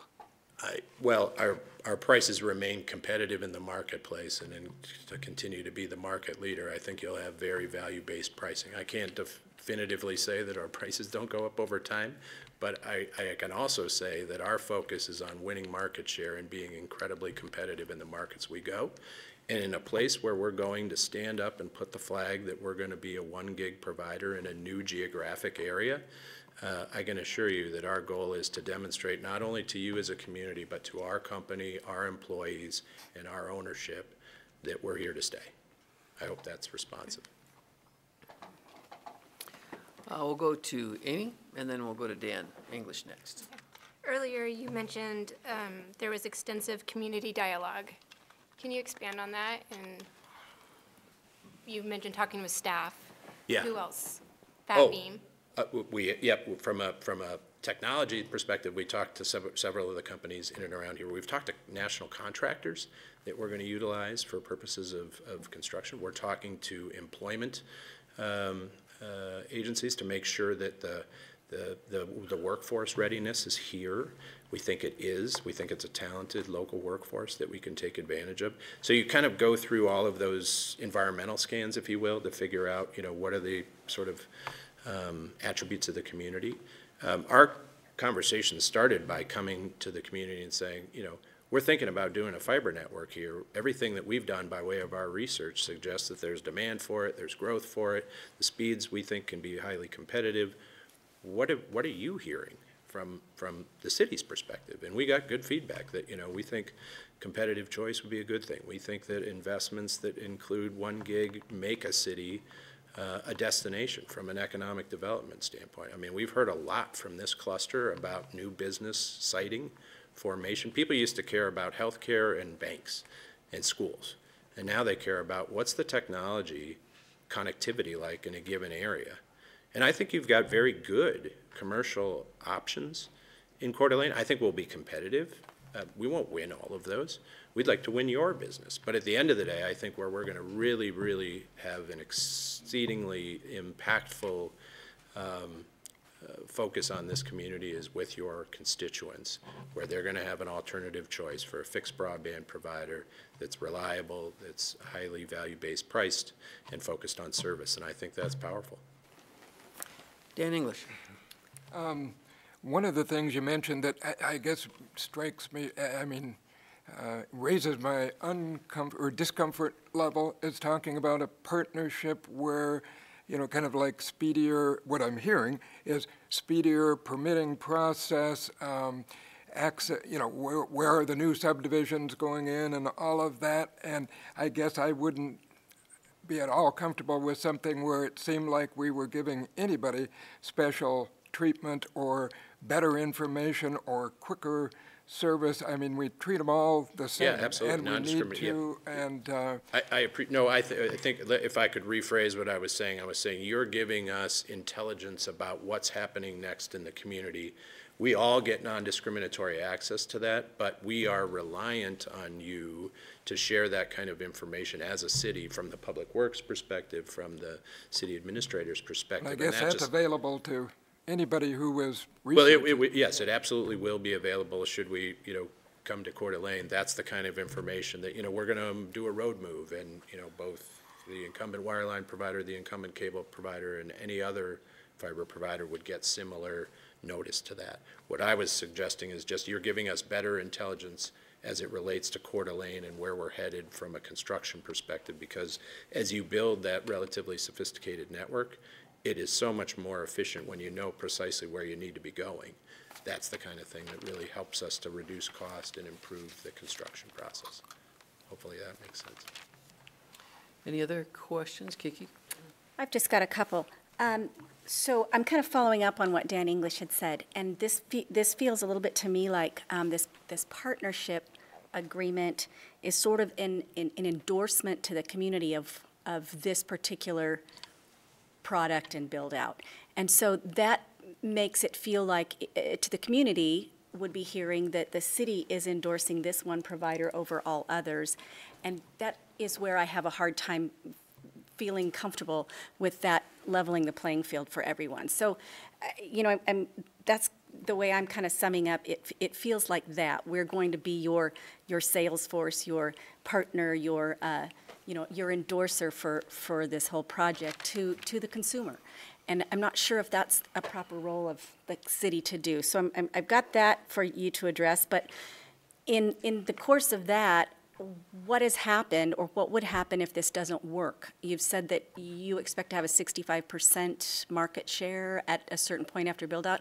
What if you don't? What happens in once our cities come up and done all this, where does that leave us? Right. Well, I would start by saying, so the considerable and substantial investment that gets made is all done on our backs. And so understand that from our perspective, if and 65% is a very, very successful build. We may not generate that level of success, but rest assured, we're going to work incredibly diligently to be successful here. I mean, this is our now planned growth record for our employees, for our customers, for the prosperity of our company. So we're going to be dedicated to being successful in Coeur d'Alene. As part of the development agreement, we commit that we'll be here for double the time of an incentive agreement. And I think that should give you a level of comfort that we're here to stay. I said at the onset, and it's worth repeating, we are a family-based company that's publicly traded. We are in this for the long haul, right? We have been building networks for 50 years. We are not a corporate fly-by-night enterprise, and we take that very, very seriously, and I'm very proud of the fact that that's the kind of company that I work for. We aren't, teaching kids to smoke or dumping chemicals in rivers. I mean, we are changing people's lives with investments in fiber optic broadbands that allowing, kids to get smarter, people to get technical training to improve their job capabilities, to telecommute, to site businesses, to live a very rich, smart city life. So our goal is very much focused on being successful and being that community partner. As it relates to the city being an endorser, I guess I would look at it and say to you, we're going to do everything to pre-sell neighborhood by neighborhood in a very systematic way that actually plays off of Google's success. They just abandoned their fiber build out. We go neighborhood by neighborhood, we build the enthusiasm. We don't anticipate city leadership to do that. They've done that in other locations because they were so enthusiastic about it, but it's our goal to be successful. We're going to be the ones that are standing up that workforce to make it work, touching communities, getting our products into those neighborhoods so that people can see them before they buy them. And back to the point about, we don't want to be perceived as selecting favorites. We're not asking you to. I mean, I think we're coming to you saying from everything that we've, analyzed and learned, there is an interest in additional fiber broadband in Coeur d'Alene. And we've tried to capitalize on that opportunity and say, if that's indeed what you're looking to see take place in Coeur d'Alene, and you want a private company to do that versus, a municipal entity or the city yourself, we're the right people to do that. And I think you can have a level of trust that we've done this in a whole bunch of other locations. And I would just close by saying, we don't go to NFL cities. That's not our bread and butter. We go to communities that are growing. We serve Bend, Oregon. We serve St. George, Utah, Alamogordo, New Mexico. These are not NFL cities. These are cities that are oftentimes growing and trying to expand and need additional investment to succeed. We try and provide that investment and partner with them to be successful. I might add this. I mean, I think we could probably be here all night in a question and answer situation. And Ron made a good point at the very beginning when he asked Mike, is there a committee that is studying this? Now, this body is the decision-making body, and we have just had a tsunami of information dumped on our head. And I don't think that I don't want to speak for everyone, but I just get the feeling is that there's just so much to learn, and we may have had more questions raised than we had questions answered tonight. So I'm wondering, Mike, if we shouldn't create some type of ad hoc committee, possibly made up of a couple of members of council, to study this further, because there is just a lot of information. This is a very critical decision. And Mike, I'm wondering if, and council too, certainly weigh in, and I don't want to speak for anyone, but I just see so much information being brought to the table here that I just see looks on faces of people that I've known for a long time that are like, boy, I need a lot more information before I make any decision. So that's something that I threw out. And obviously, Dan, I look to you as possibly being part of an ad hoc committee to study this, because I just think there's a lot of study that needs to be done. So Mike, I just throw that out there, and council, please weigh in. Well, certainly, I think there's wisdom in that. I want to expand a little bit on what Drew said about our meeting. We have not been meeting, over and over and over and over. I think they first came in August, brought this up. I was gone in most of the fall, and so we've met, I think, 3 times to discuss this. A lot of it is some legal questions of can we do this or how would we do this. I know they're talking to Post Falls, and we've talked to Post Falls about how would this work. So I think there is interest. We've talked to our tech folks internally.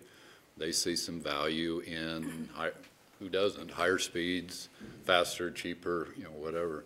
But I think you're right. I think there's probably a lot of questions. TDS has been approaching us, and I would say aggressive. They've been very, very pleasant and very nice aggressively, but I think they want to move forward, don't want to get it bogged down. And so, we're a little bit puzzled with what to do with this. And so I think anything that would help give more information, answer questions, bring more involvement, that's fine. Dan. Thank you, Mr. Mayor. For me, what this is not an issue about the services that TDS wants to provide. It's an issue about doing something we've never done before, which is give a break on our franchise fees to an entity that's approaching us that wants a break on the franchise fees to do business here. I have no problem with TDS coming here and doing business. I have an issue with giving them a break that's unfair to the existing providers. And with that said, I just want to go ahead and make a motion because I do, and I can. So I would like to make a motion to direct staff to proceed with further negotiations with TDS without the development grant agreement that is equitable to our existing providers' franchise agreements. So in other words, you can go ahead and keep talking to TDS, but if they're going to do business in our city, they're going to pay the same franchise fees and get the same treatment that our existing established providers get. And I'm good with that. Okay, so we have a motion. Do we have a second to that motion? I'll second.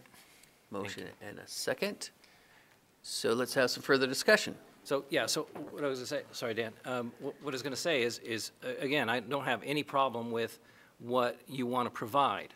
I think if the city wants to be a partner in a service like that, we need to decide it. We need to have policy. We need to do a strategy session. We need to do a subcommittee or something like that. That would be the way to handle it, would be so that we can have something to decide. Because right now, the reason this is going on so long is that we have nothing to deal with. We don't have a tool chest to grab anything from to say, hey, this is how it's going to work.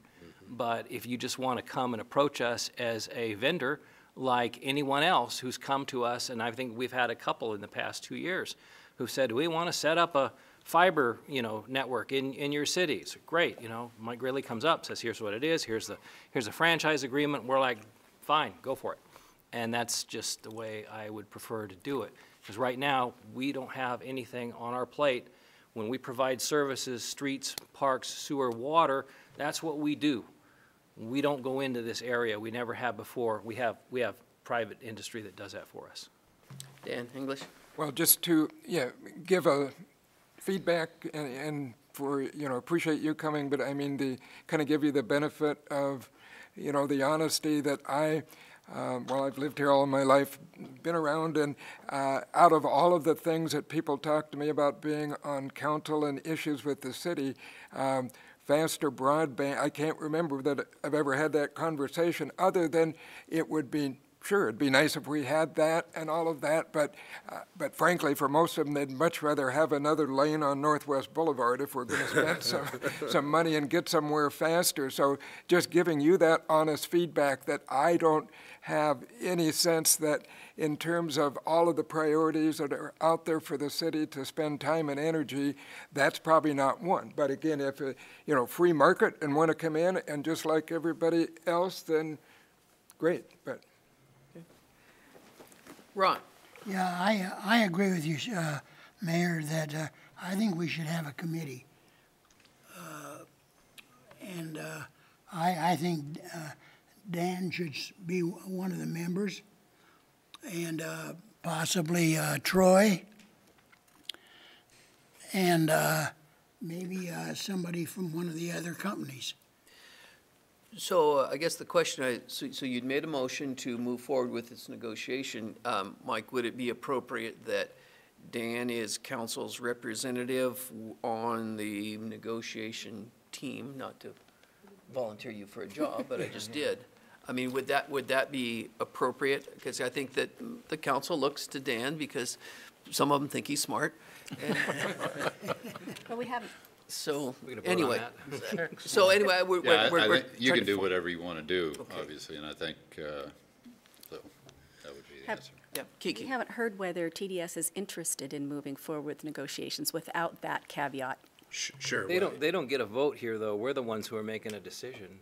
Well, why would we direct staff to negotiate with them if they're not interested with that piece off the table? Because we have that authority. Could I? And then they could Go- go ahead. go Could I reserve the right just to react to it if I could? I would, preferably, we would love to continue to have dialogue with staff. We are more than comfortable to include other providers, to include subsegment of the council, to answer any questions that you may have. I think there are a number of benefits included in the development agreement that we didn't get to that include, the investments that we'll be making, the commitments that we make to build out the entire community, the attributes that you have a lot of say in that. What's most important to us is that we have those discourses continue to take place, that we continue to have some sort of a forward momentum.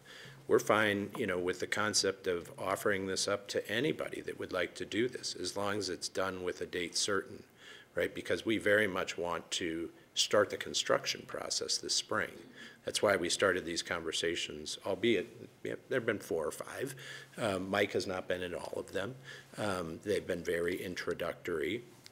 We've introduced our network engineering team starting to talk to the city of Coeur d'Alene. No obligation on our part and certainly none on yours, but just to fundamentally understand, what are the best practices of construction that can take place. I guess my friendly amendment would be if we could move forward with the notion that we continue to have discussions with perhaps a subsegment of the committee, of the council participating to answer those questions, to talk about the unique public good associated with this, and stay to a timeline. But you still want to get a rebate on your franchise fee. I think if we continue to have these conversations, you very well may find that you want to give one. But I don't. And that's your prerogative. I mean, I gotta stick up for the people who've been in this community and who've shown a dedication to this community. And I don't think government has any business participating in the private sector what you want. I mean, come here and compete as much as you want. You bet. But don't do it with a sack of government money and tell everyone that you're being competitive. So I guess Fundamentally disagree with that. Dan, your motion does say that Yes, I know. there's not a rebate, so. Well, he joined the debate. I'm gonna debate him. Yeah, that's right. I appreciate the privilege. Ron? Yeah, I think it'd be only fair that, we've heard this gentleman talk now. Maybe let the other companies have their say. Well, I think that, I'm trying to see how we wrap all of this in, but maybe what we should do is, so we have a motion on the floor for, Dan made the motion to continue the discussions without the rebate. Yeah, pretty much. And that is the motion, seconded by Dan. Is there any further discussion on that item? Does the motion include the creation of an ad hoc, or is that just a suggestion? We can do that after. As a matter of fact, I would encourage us to look into that simply so that we have a policy in place. I mean, I noticed when the mayor did his study, which he wanted the department heads to provide feedback, and I can't encapsulate it right now, but I know that the planning department did mention something in that study about high-speed internet access. So it's something, it's a discussion that we need to have at some point in time. Are we going to have it now? I would prefer not to. So I think after we do this, having another motion, if this passes, to proceed with the committee, well, regardless of whether it passes or not, having a motion to proceed with the committee to look into it is probably something that needs to be on our plate anyway. Okay, what did you have something to add on this motion? Just a couple things. So remember, I think everybody remembers, franchise fees are tricky. Our cable franchise fees have gone south. Oh, Boise. We lost some of the negotiation things. So franchise fees at one time were great, and they worked really well. Again, when we don't have control over them, and a company can go down to the Senate and get things changed, and then we lose control, it is a little sketchy, you know. So it might just be something to include along the way on this committee or this motion. Okay? Amy? I just want to clarify the motion. Dan, can you repeat it? I think Renata would like to take a stab at that. Thank you. Somehow I knew that was coming. The motion by Gookin, seconded by English, to direct staff to proceed with further negotiations with TDS without the development agreement to provide equability to existing providers in the community. Right. Okay. Without the rebate, right? Pretty much, that's the development grant is the rebate. Yeah. And so basically, Development just agreement. if they're going to do if we're going to do a franchise agreement, let's do one that is the same that we have with FatBeam, the same we have with Intermax, and with Charter, Spectrum, whatever they are today. Yeah. Amy, did you? And so this will level the playing field where we'll be able to have discussions with other providers. Exactly. Yeah. Yeah. Okay. Any other discussion on this motion? Everyone clear on the motion then? Okay, all those in favor? Aye. Aye. Any opposed? Okay, so that motion carries. Then, Dan, did you want further? Sure, let's make a motion that we create, direct staff to create a subcommittee to look into the possibility of the city providing, help me. How about we Internet. just look into creating a committee to study this issue? To study this issue. That's generally good. Fiber optic. Second. Fiber optic, internet access, and also, you know, it is mentioned, and I believe it's in Hillary's portion of of that. It's kind of a strategic thing to look at. What would be the benefits if the city actually got involved in this in some way? And it's something we can look at, not something that we're definitely going to do. Don't freak out anyone, but I think it's something we need to look into, especially from a policy standpoint. I'll second. So Dan made the motion, Ron second. Further discussion on creating, Are you clear on that, Troy? Is that good for you? Thank you. on creating a committee to study this issue? Any further discussion on that? I'd just like to add that some of my other questions included, where does this come in with the comp plan, and has CDA 2030 got this as an identified item, and where's our Economic Development Council with it, so that all of those opinions are sought out by the committee. Agreed. Okay, any further discussion on that motion? All those in favor? Aye. Any opposed? Motion carried. So is that enough direction, Mike? Sure, thank you. Okay, all right, thank you for the Thank you, presentation. council. Appreciate that. Thank you very much. So now we'll move on to item number 3. This is A-4-18, annexation of a 4.99 acre parcel located on the east side of Ramsey Road and south of Prairie Avenue from Ag Suburban to R1, and this is pursuant to council action on December 18th, 2018. Mr. Mayor, I'd like to move for approval of Resolution 19004, annexation agreement with the Ramsey Road Baptist Church, Inc. Second. Annexation of 4.99 parcel located on east side of Ramsey and South Prairie Avenue from AG Suburban to R1. We have a motion and a second by Ron. Further discussion? Roll call, please. English? Yes. Eddinger? Yep. Evans? Yes. Miller? Yes? McEvers? Yes. Gookin? Yes. Motion carried. Move to dispense with the rule and read Council Bill 191001 once by title only. Motion, we have a second? Second. Motion and a second. Further discussion? Renata, if you could read the title, please. Council Bill Number 19-1001, an ordinance annexing to and declaring to be a part of the City of Coeur d'Alene, Kootenai County, Idaho, specifically described portions of Section 26, Township 51 North, Range 4 West, Boise Meridian. Zoning such specifically described property hereby annexed, repealing all ordinances and parts of ordinances in conflict herewith, providing a severability clause, providing for the publication of a summary of this ordinance and an effective date hereof. Roll call, please. Evans? Yes. Miller? Yes. McEvers? Yes. Gookin? Yep. English? Yes. Eddinger? Yep. Motion Mr. carried. Mayor, move to adopt Council Bill 191001. Second. Motion and a second. Any further discussion? Roll call, please. Evans? Yes. Miller? Yes. McEvers? Yes. Gookin? Yes. English? Yes. Eddinger? Yep. Motion carried. Now we'll go into public hearings. Would council like to take a 5-minute recess yeah. before we dove into this? Well, why don't we say 7 minutes? We'll take a 7-minute recess, and Renata will time us, and we'll be back in 7 minutes. We are recessed.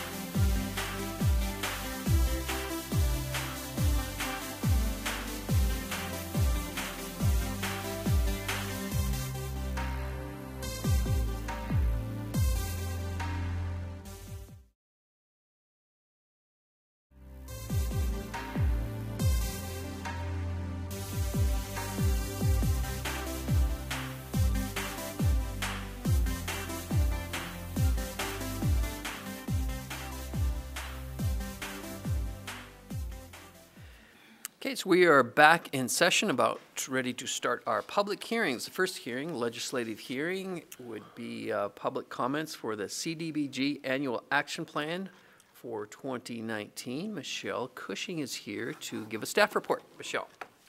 Thank you, and thanks for having me tonight. So as you said, I am going to present this evening on the draft 2019 Annual Action Plan. This draft plan, if approved for submittal to HUD for official review, will guide CDBG funding through 2019, with program year starting April 1st. HUD does require explanatory information regarding CDBG at presentations, so please forgive me if I restate much of what you already know. And I will try to be succinct, considering the hour. As you know, it's not one of my strong suits, but I'm going to work on it tonight, okay? Anyhow, so for the viewing audience who may not be as familiar with the city's Community Development Block Grant, this is a grant that the city applied to and began receiving from the Housing and Urban Development Agency in 2007. Allowable CDBG activities can include supporting low to moderate income housing projects, public facility improvements such as sidewalk repair and sewer improvements in lower income neighborhoods, neighborhood revitalization projects such as homeowner residential rehab, and public service projects like the funding of Lake City Center's Meals on Wheels program for homebound seniors, as well as projects to support counseling services for at-risk children in our community. Historically, the city has been awarded an average of $300,000 per program year, with $3.3 million in HUD CDBG funding being leveraged to date over 11 successful program years. When I say leverage, I do mean that the city's CDBG funds have been used in collaboration with larger partners to complete projects that the city's own CDBG funds would not have been able to accomplish alone. Notable past projects have included new infrastructure efforts and land acquisition projects, roofing and electrical rehab to Safe Passages Emergency Women's Shelter, flooring rehabilitation for Trinity Group Homes, supporting housing for mentally ill adults, and awarding St. Vincent de Paul acquisition funds to purchase its help center, which offers supports to community members who are homeless, precariously housed, or who may need wraparound services. One key term that you've been hearing me repeat is LMI. This is a HUD designation of a household that is low to moderate income. For instance, HUD determined that for program year 2018, the median income for a family of 4 in Kootenai County was $62,900. A household size of 2 then, who earned less than $40,250, would qualify as LMI. According to the U.S. Census Bureau's latest American Community Survey, the average income in Coeur d'Alene is $47,607.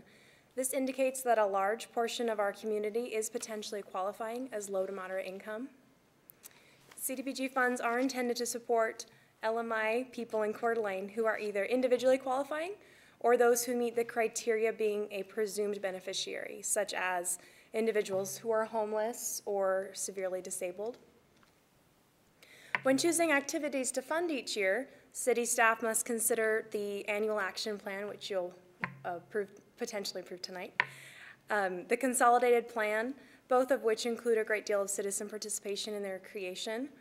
All CDBG activities must meet a national objective and qualify as HUD eligible. Eligible activities include many of the activities the city's entered into in past years: property acquisition, rehabilitation of residential structures, infrastructure improvement, which does include broadband infrastructure, by the way, in low to moderate income census tracts. So that's a potential leverage for getting businesses. We can discuss that further. So, and also public service projects. So there are 6 established goals which lead the city's CDBG funding efforts for program years 2018 through 2022, and they're listed on this screen. These goals were determined by results from the city's 2015 housing needs analysis, as well as local data and community participation feedback. These 6 goals remain the city's top CDBG funding priorities, sourcing from the latest citizen participation feedback we received. and we discussed this a little bit, so we'll move on. So as far as citizen participation, this draft annual action plan is based upon citizen participation collected during the initial public comment period, community survey, and public forum feedback, and has been available in its draft form at the city and online for 30 days, with final opportunity for public comment tonight. This process has been advertised in several ways and includes print and non-print sources, as well as direct outreach to stakeholders. Highlights from citizen participation comments and survey responses include the following high-level needs being identified for Coeur d'Alene in 2019. The left side of this list on the screen here identifies needs that were determined to be remaining as high, and the right side identifies new needs identified. So you see LMI household and water sewer improvements, connection to city sewer, emergency rental assistance. Our code enforcement officer let me know that there is a rise in family homelessness, so families with children living out of their vehicles. Crime reduction and awareness as a future need. Access to more community health centers, such as detox centers. Affordable quality childcare and early childcare education access and affordability for both of those, and down payment assistance. Opportunities to fund all of these listed priorities are available in this draft plan with specific funding outlined for approval here. So this draft budget is based on an estimated funding of $318,476, as the city has not received its notice of funding award yet for 2019. And from the top, I'll read this off to you as the suggested funding levels. Sidewalk accessibility at $14,600. Lake City Center's Meals on Wheels grant, that's a non-competitive annual public service grant for $5,000. Emergency minor home repair program at $50,000. Community opportunity grant, taking the lion's share at almost 60% of the allocation, $185,181, and the 20% allowable for administration. Thank you, and I stand for questions. Questions for Michelle? Okay. Don't see that we have any questions for you. We may have someone in a minute, but I will at this time open up the public testimony portion of this on my list. I do not have anyone on the list. Is anyone wishing to come forward for public testimony on this topic?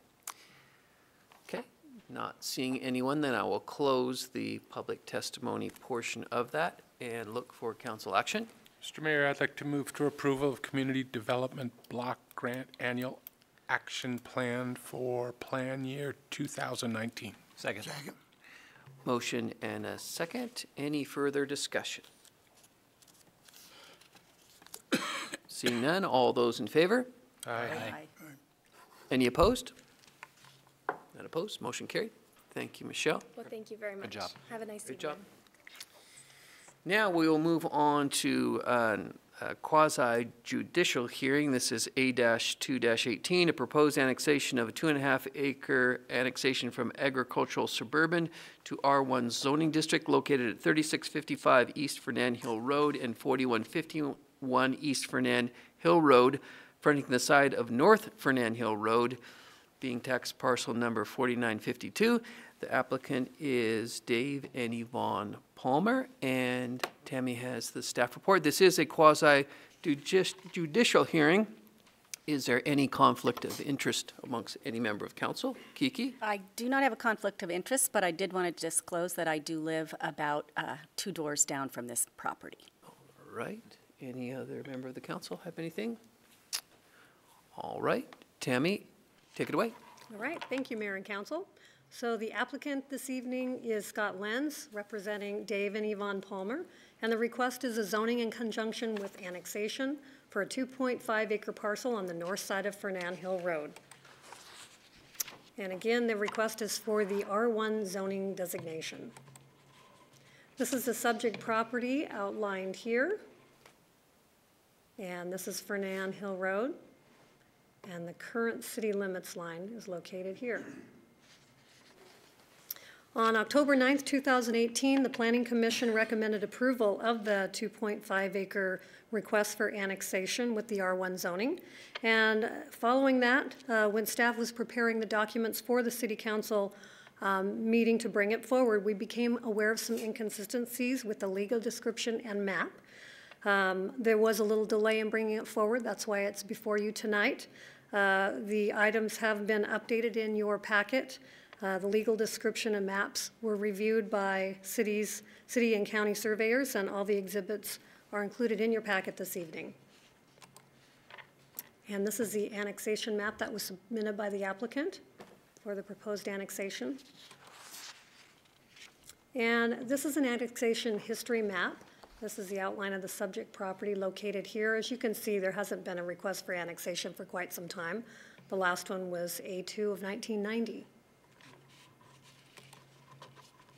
The R1 zone district is intended as a residential area that permits single-family detached housing at 1 unit per gross acre. And I will review all 4 findings this evening with my presentation for this request. Finding B8, that this proposal is or is not in conformance with the comprehensive plan policies. And the 2007 comprehensive plan land use category is the Fernan Hill Bench Urban Reserve. And the subject property is located here, and this is the boundary of the Fernan Hill Bench Urban Reserve area. It's noted in our comp plan as areas that represent lower priorities for city growth due to natural constraints such as topography, soils, and wetlands. They also have city service constraints such as water, sewer, police, and fire protection. And your staff report includes the Fernan Hill Bench information from the comp plan today and the Fernan Hill Bench tomorrow.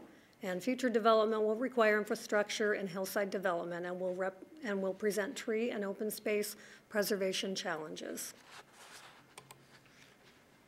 Characteristics of the Fernan Hill Bench neighborhoods are also included in your staff report for your review, and they're noted here. And also on pages 6 and 7, we have provided comp plan policies, goals, and objectives in your staff report. Finding B9, that public facilities and utilities are or are not available and adequate for the proposed use.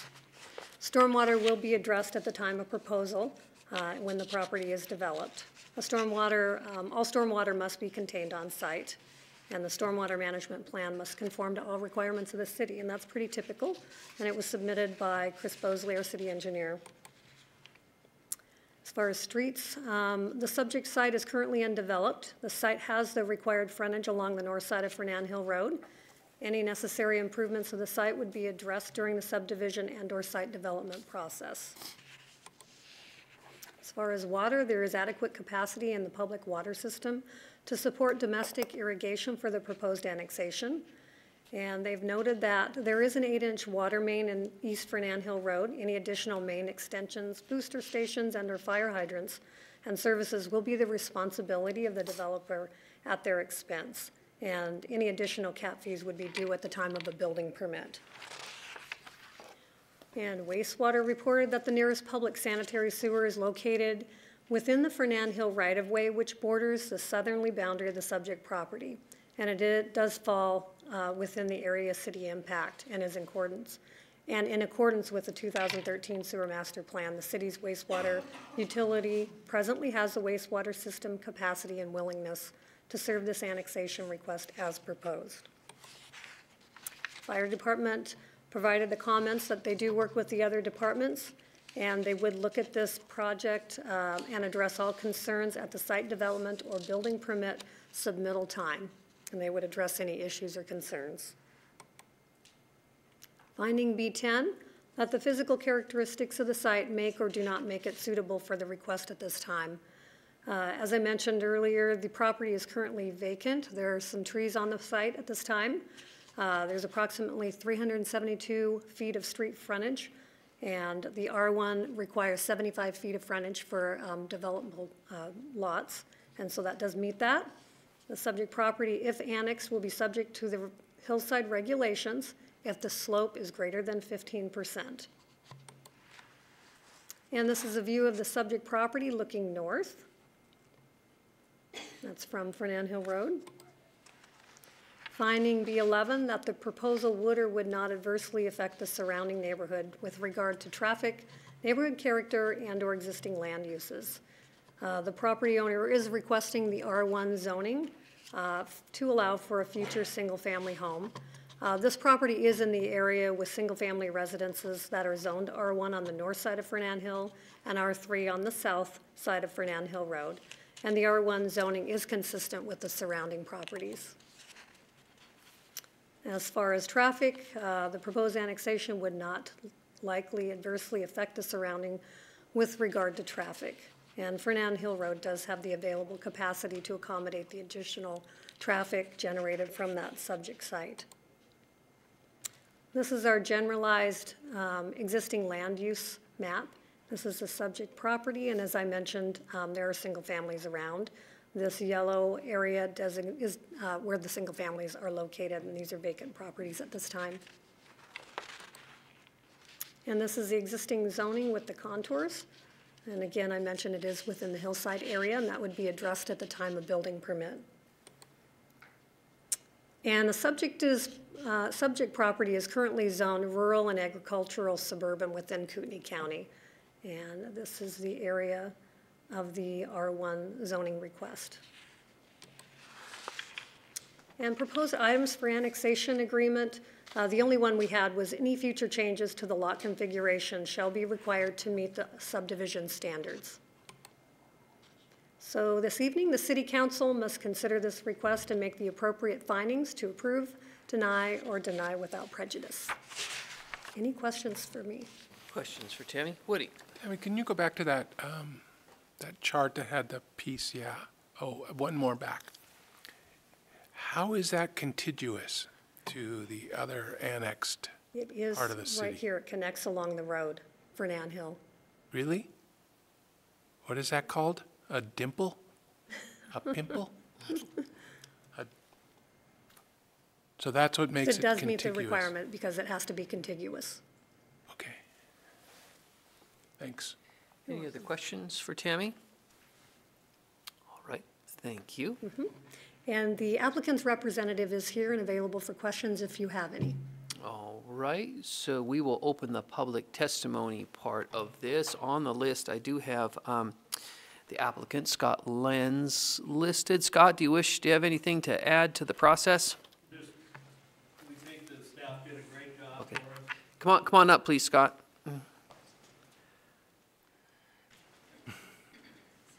We got to make all this formal. Okay. And Renata she'll swear you in right there. Do you solemnly swear or affirm that the testimony you're about to give is the truth, the whole truth, and nothing but the truth, so help you God? Yes, I do. Thank you. Scott Lenz, I live at 407 Lunsford and represent Dave and Vaughn Palmer. We just want to thank the staff. They did a wonderful job for us, and especially Shanna Stu Miller helping us through this because it's our first time doing it. But we want to let you know that the owners are here and I'm here. If we have any questions, we'll try and answer them. Yeah. So Scott, just reading the letter, the property owners just want to build a house. That's it. Yeah. Pretty simple. Yep. Yeah. Any questions for Scott?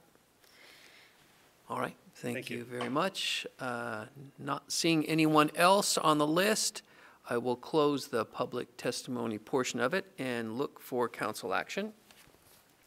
Mr. Mayor, I'd like to move for approval of A2-18, a proposed annexation of 2.5 acre annexation from agricultural suburban to R1 zoning district located at 3655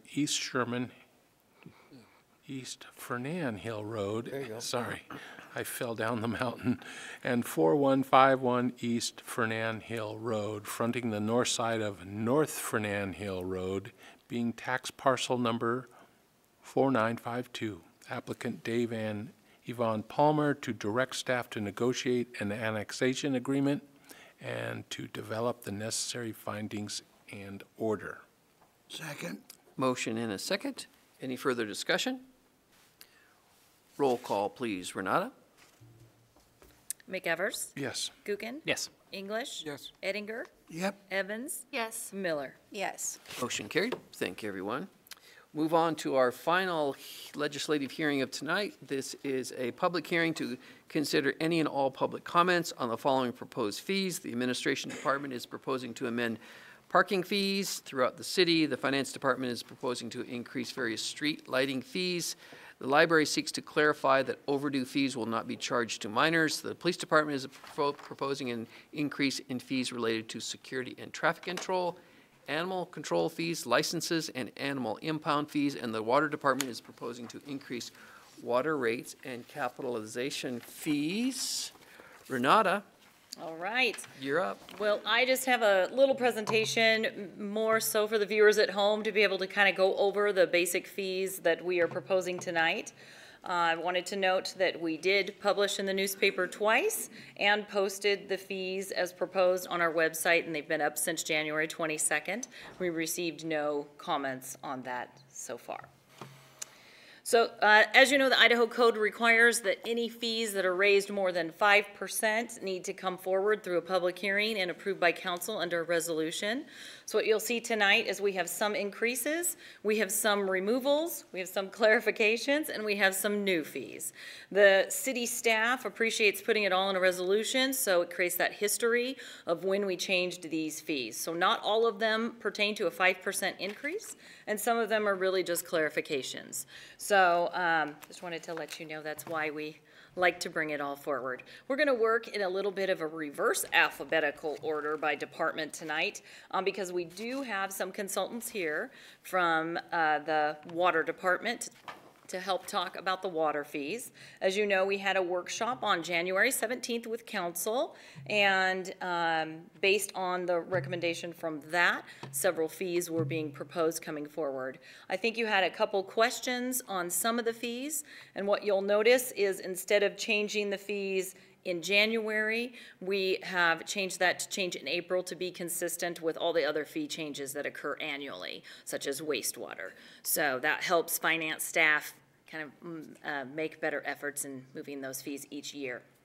So if you want, we can bring the consultants up and you guys can maybe hear a little bit more. I think you had some pending questions from the workshop that they want to follow up on for you and give you a little more explanation, and then we'll move on to the other fees. Okay, great. Okay. So if you guys want to come up, there are 3 slides here that have fees. So we have the basic rates, we have the volume rates, and we have the water capitalization if you need to refer to those. Excellent. Okay. Well, good evening, and thank you. My name's Angie Sanchez-Vernache, Project Principal, and Sergey Tarasov, Project Manager.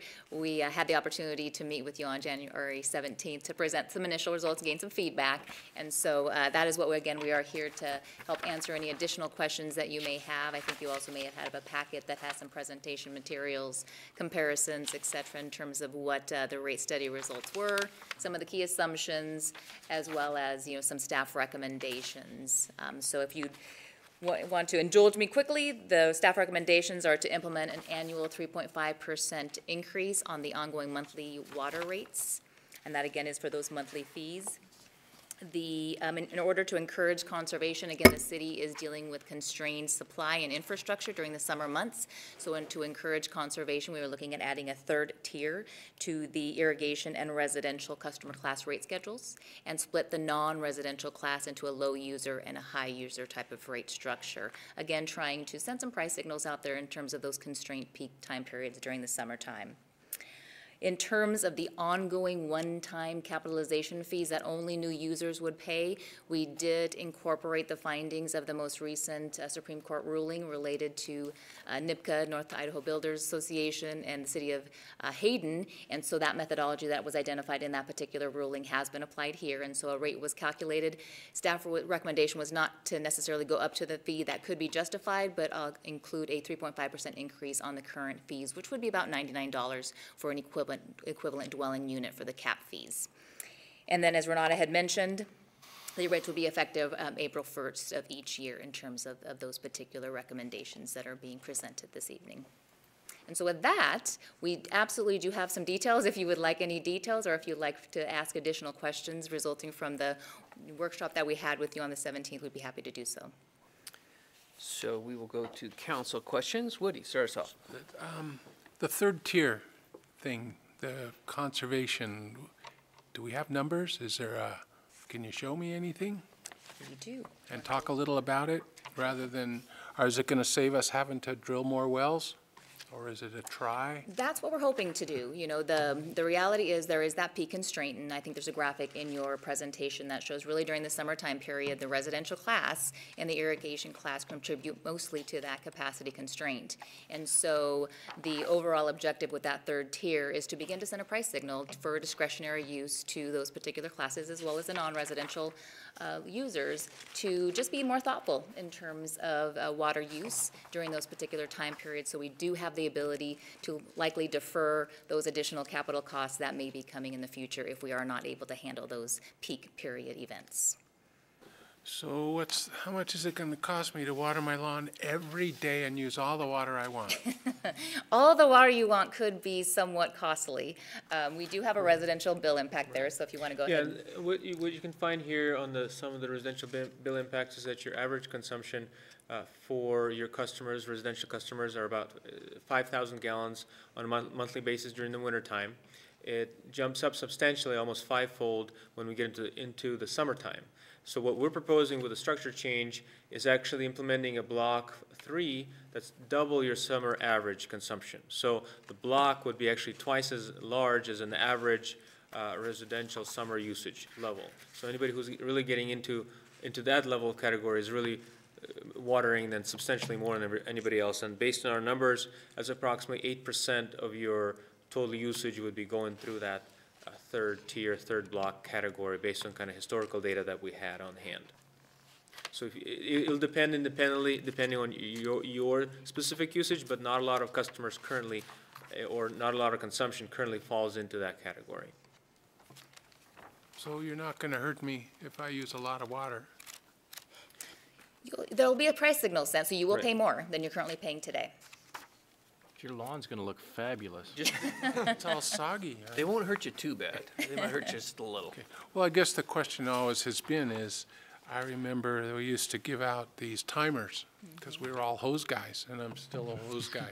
And you get a timer, and you take it into the water department, and they'd take it off your bill, so that you are conserving water. And that went away, and so now we're getting ready to poke another hole for another $1 million, and I always look at that and go, we need to spank people. We need to say, no, don't use so much water, and the only way to do that is to charge them more. And you're saying it's going to go up 8%. Is that correct? Depending on use. So if you look at the graphic, it can go up as high as 22% on the residential side. In each class will have a different impact. So again, our initial target is to start this really high user discretion impacts. We want to see how that impacts the consumption behavior, and then you can always tailor it next year or 2 years later and tighten the blocks. So again, we didn't want to be too punitive. We want to make sure that the city's still able to, the customer is able to beautify the city, still water.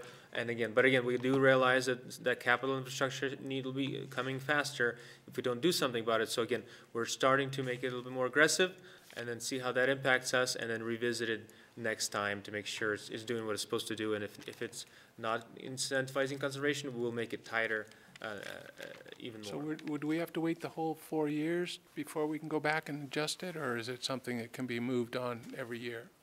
It's at your discretion. You may choose to evaluate it on an annual basis. Thank you. Other questions? I think they're satisfied for now. All right. Thank you for your time. All right. Thank you.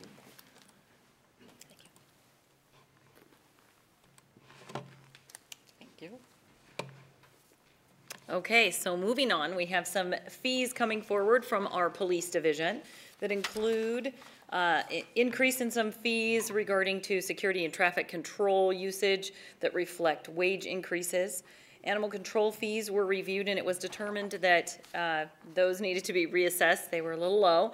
And they're no longer having a traffic school, so that fee has been removed. Now, these charts may be a little complicated to see, but I wanted to show where the fees were, what the increase is in red, what the proposed fee is going to be, the removal of the traffic school, And then the impound fee explanation of $50 a day is $30 plus 20.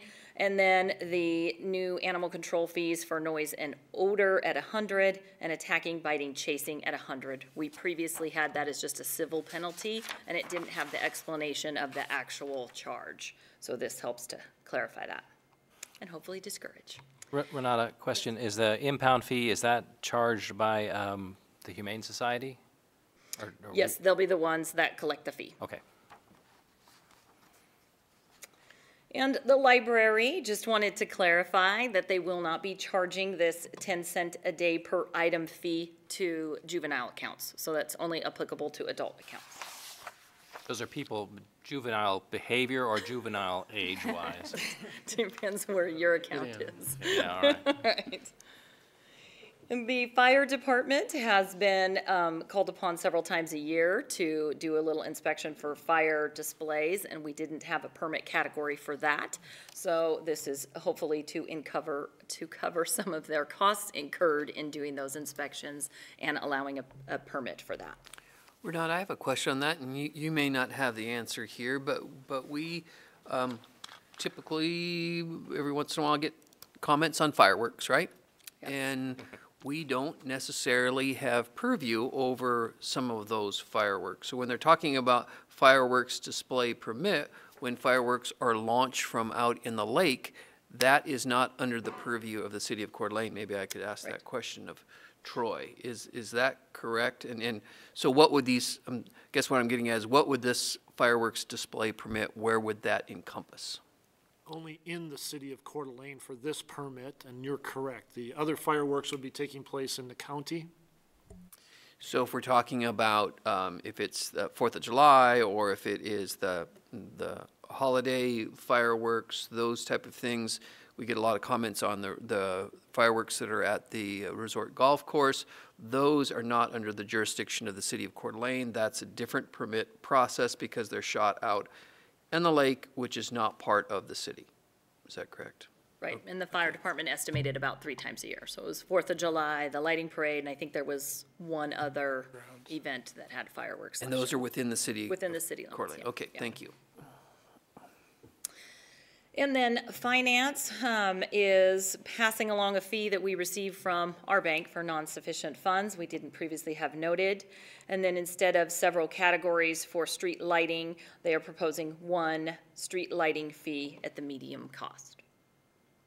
Troy, does that affect the overall budget of the street light item? The increase would help offset that line item because the general fund still puts money into the street light fund. This is just moving it towards a more of a break even.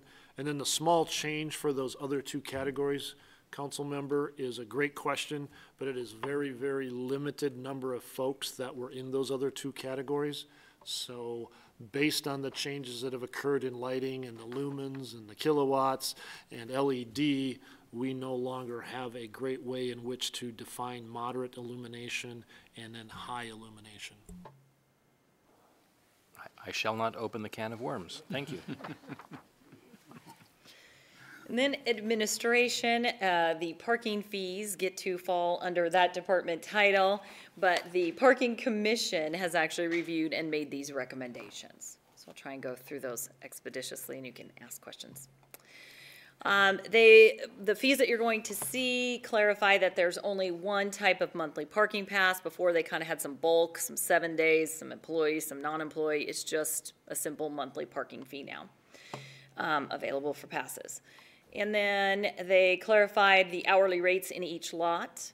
Event parking had some different definitions, still included the full Ironman and had the street or the street fair noted twice, so we've cleaned up some of that, and there's been some increases proposed based on the use of the lot. So the more popular lots, you may see a little higher increase. The marina fees were simplified to $2 per hour and an increase slightly in the overnight moorage.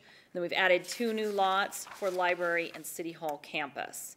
There was also a reference to the 4th and Coeur d'Alene Avenue parking lot, which you now know is part of a parking structure. So what you'll see here is the Coeur d'Alene Avenue parking structure, and I should clarify, All other fees remain the same. So you're only seeing what is proposed to be changed. So all other fees in these lots remain the same. So here you'll see the monthly parking pass at $15, the clarification that we only have a half Ironman. Okay, Renata, I have some questions here on this. We had a parking consultant come to us a few years ago to review downtown parking. And the advice of the consultant, which the public paid for, was to make our lots consistent. And so we did. We had consistent fees. And then about a year and a half ago, administration came to us again to ask us to increase fees at the Independence Point parking lot to help pay for the Downtown Ambassador program. And it was a split vote at council. Mayor broke the tie. I would still say, why are we going to these fees, which are different for the lots? I mean, some lots are $1 right away, some lots 2 hours free. Seems like we're going back against what the consultant we paid for said. What's the logic? And so I will turn that over to And I would add to that, Dan, is that consultants give advice, right? I don't necessarily agree with the advice that they gave that things have to be consistent in parking, and I've studied parking a lot. Parking rates typically in most areas are where if premium parking, you pay more for. And that's why the Independence Point is premium parking. So you'll see many, many cities that have different parking structures for different lots. And I think that's what you see here.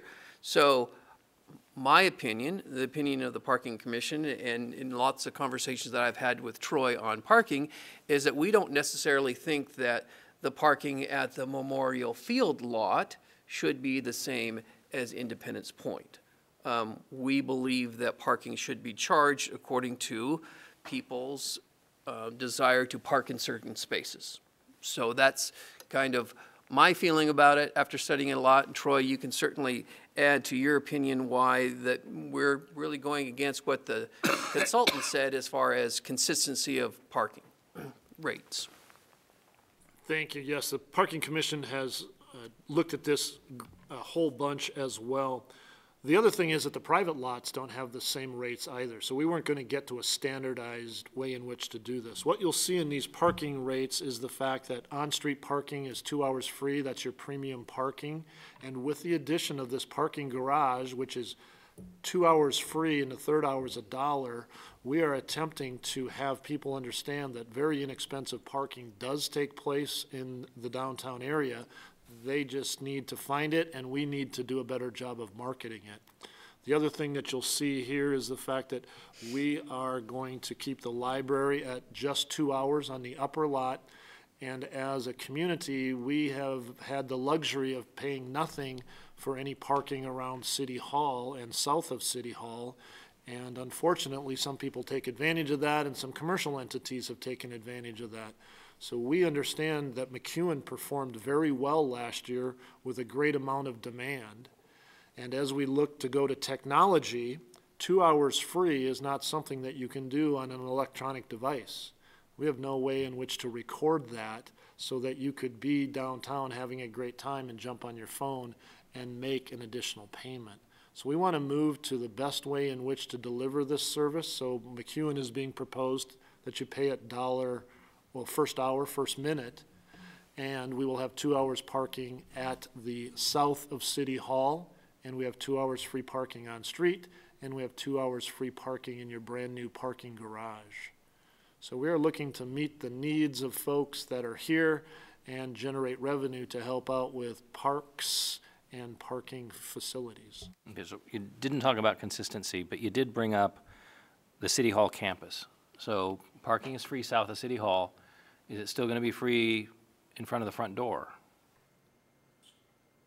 We are proposing that there's 2 hours free parking on the City Hall campus, except for up on the upper lot at the library, and then after that, there's a fee. So Is yes, there going to be? You could park in front of City Hall and have 2 hours free parking. We still have, I guess it could be 15 minutes free parking so that they don't have to go and get the ticket or the little receipt to put in their window. Is there going to be a pass for employees? Yes, we will have all of that information so that employees will have free parking while working. Oh, employees will have free parking while working? Oh. Well, I would concern that if you didn't, it would push them into the neighborhoods. Excellent point. So yes. And they're not even if you do have permit parking or 2 hours free and someone wants to be here for a while, it's still going to push them into the neighborhood, I think. But I'm bigger than that. I'm more concerned that we have something that was free. It's just like with a library. I mean, the library parking used to be free, and people abused it, on the north end of that. But I opposed, limiting library parking time because it's a headache for people. It's a surprise. I think it's the same thing that's going to happen at City Hall, where people come here and maybe they need to attend a meeting or some kind of event here, and they're going to find out they get a ticket when they come back.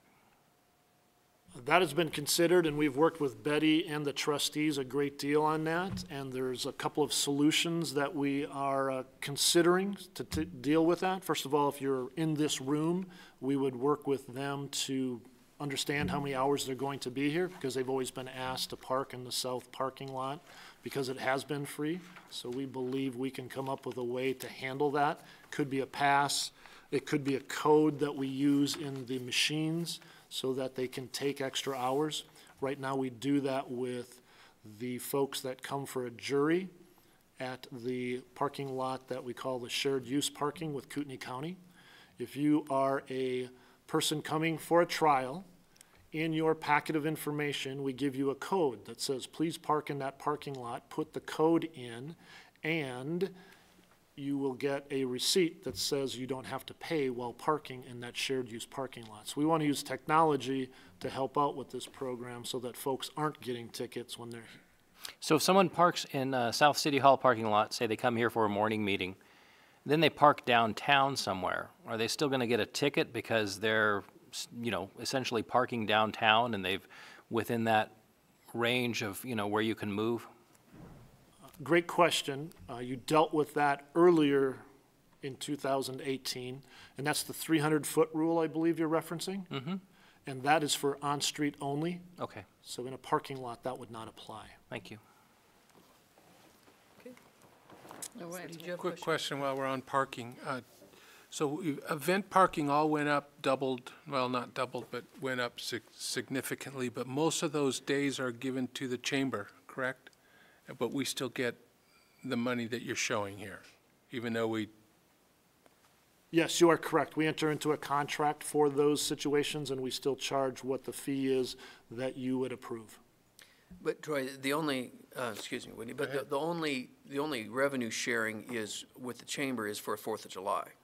That's the only one we've contracted to. Yeah, that's correct. the only revenue Arnold sharing. Green or anything? No, that's. Coeur city- d'Alene, they don't? That's city revenue. The only revenue sharing is 4th of July with the chamber. Okay. Excellent. Thank you. Kiki, did you have? I just had, so when we're talking about the campus south parking lot and people are coming into a city council meeting, does the time limit end on that parking lot at 6 p.m.? Or is it, what's the answer to that? Your question is, when does the parking, we don't have a time when it ends. So we'd all get tickets up here. We'd all get tickets, Get a but pass. so would some of the folks who come into a council meeting. So how's that going to be addressed? They'd Well, you get 2 hours free. Mm-hmm. And Everyone so has a recess and we all move our cars. go move our cars. But I think. I'm more concerned about people who come on, in. On-street parking, it ends at 6 p.m., right? So I would, we're not going to have, the vehicle is not going to be going through the parking lot and giving tickets to anyone after 6 p.m. So I would imagine that's going to be treated similar to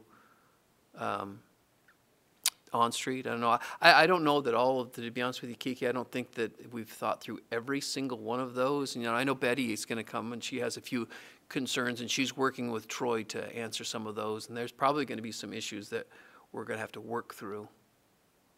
But our goal is if somebody comes here for a 3-hour meeting or a 3-hour council meeting, we're not going to give them a parking ticket. And we got to figure out a way not to do that. Can we work through the issues before we pass the thing? I mean, that would be my preference, is if there's still issues, especially if the library has Well, issues. you know, Daniel, there are going to be numerous issues that we're going to have to go through, and I think that, and we could try to go through every single issue. I don't know how often 3-hour meetings happen here, but we're not going to be able to capture every single incident that happens when it occurs to parking. Parking is just a very complex issue. But I think those are some things that we're going to have to react to through the whole entire process. Anytime you have a different pay structure, you're going to have issues that are going to pop up. We're not going to be able to get a rule for every single one of them. Doesn't mean we can't adjust and get better. I just want to assure we're not inadvertently penalizing people who are coming to city council meetings and, you know, getting a ticket. So Well, yeah, I don't. So we're kind I of don't. looking at that somehow on the timing issue, as long as we paid attention. Betty, they don't get a ticket now if they show up to a meeting, an evening meeting. So there's like the hearing, the planning commission hearing where it went on for a few hours. No one got a ticket for that, right? Well, this parking lot is free now, and so is the south parking lot, so nobody's ticketed in either of those lots right now. But in the evening, when people showed up to a meeting. Oh, in the upper lot? No, they don't ticket after 5 o'clock, I think. You're correct. I mean, it depends on what shifts we're working. In the summertime, we work later because there's more volume of activity. So we do have diamond personnel that are later. So we can work through that. I mean, 9 o'clock That at could be night dealt is. with signage, though, I would assume, in the lot itself, on when those fees apply.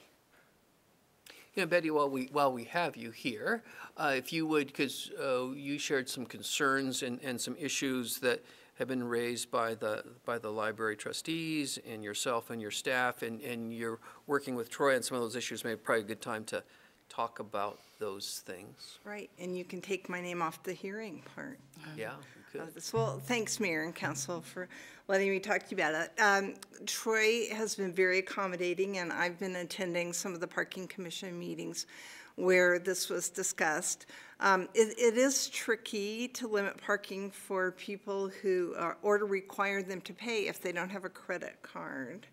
Or if they need to be here for a longer period of time. So those are a couple of the issues that Troy and I discussed, and that's where the library board was concerned as well. So it sounds like we'll be able to accommodate this so that people who are at a library program from 7 to 9, if they're here listening to Bob Singletary, they don't have to pay to come listen to that.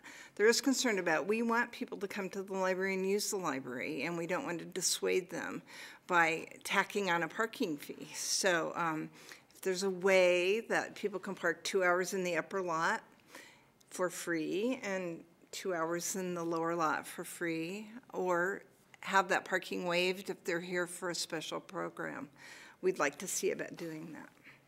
And I think, Betty, that's going to take some communication with Diamond when we have some special events. If you have, and I don't know how many you have, but you have a number of them, and that's going to be communicating with Diamond that, you know what, we're having a presentation tonight that's going to be from 6 to 9, and there will be extended parking.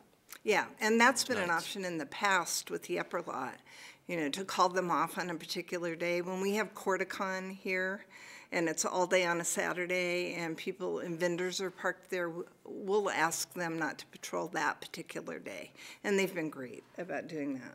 Yeah. Okay, that's a good option.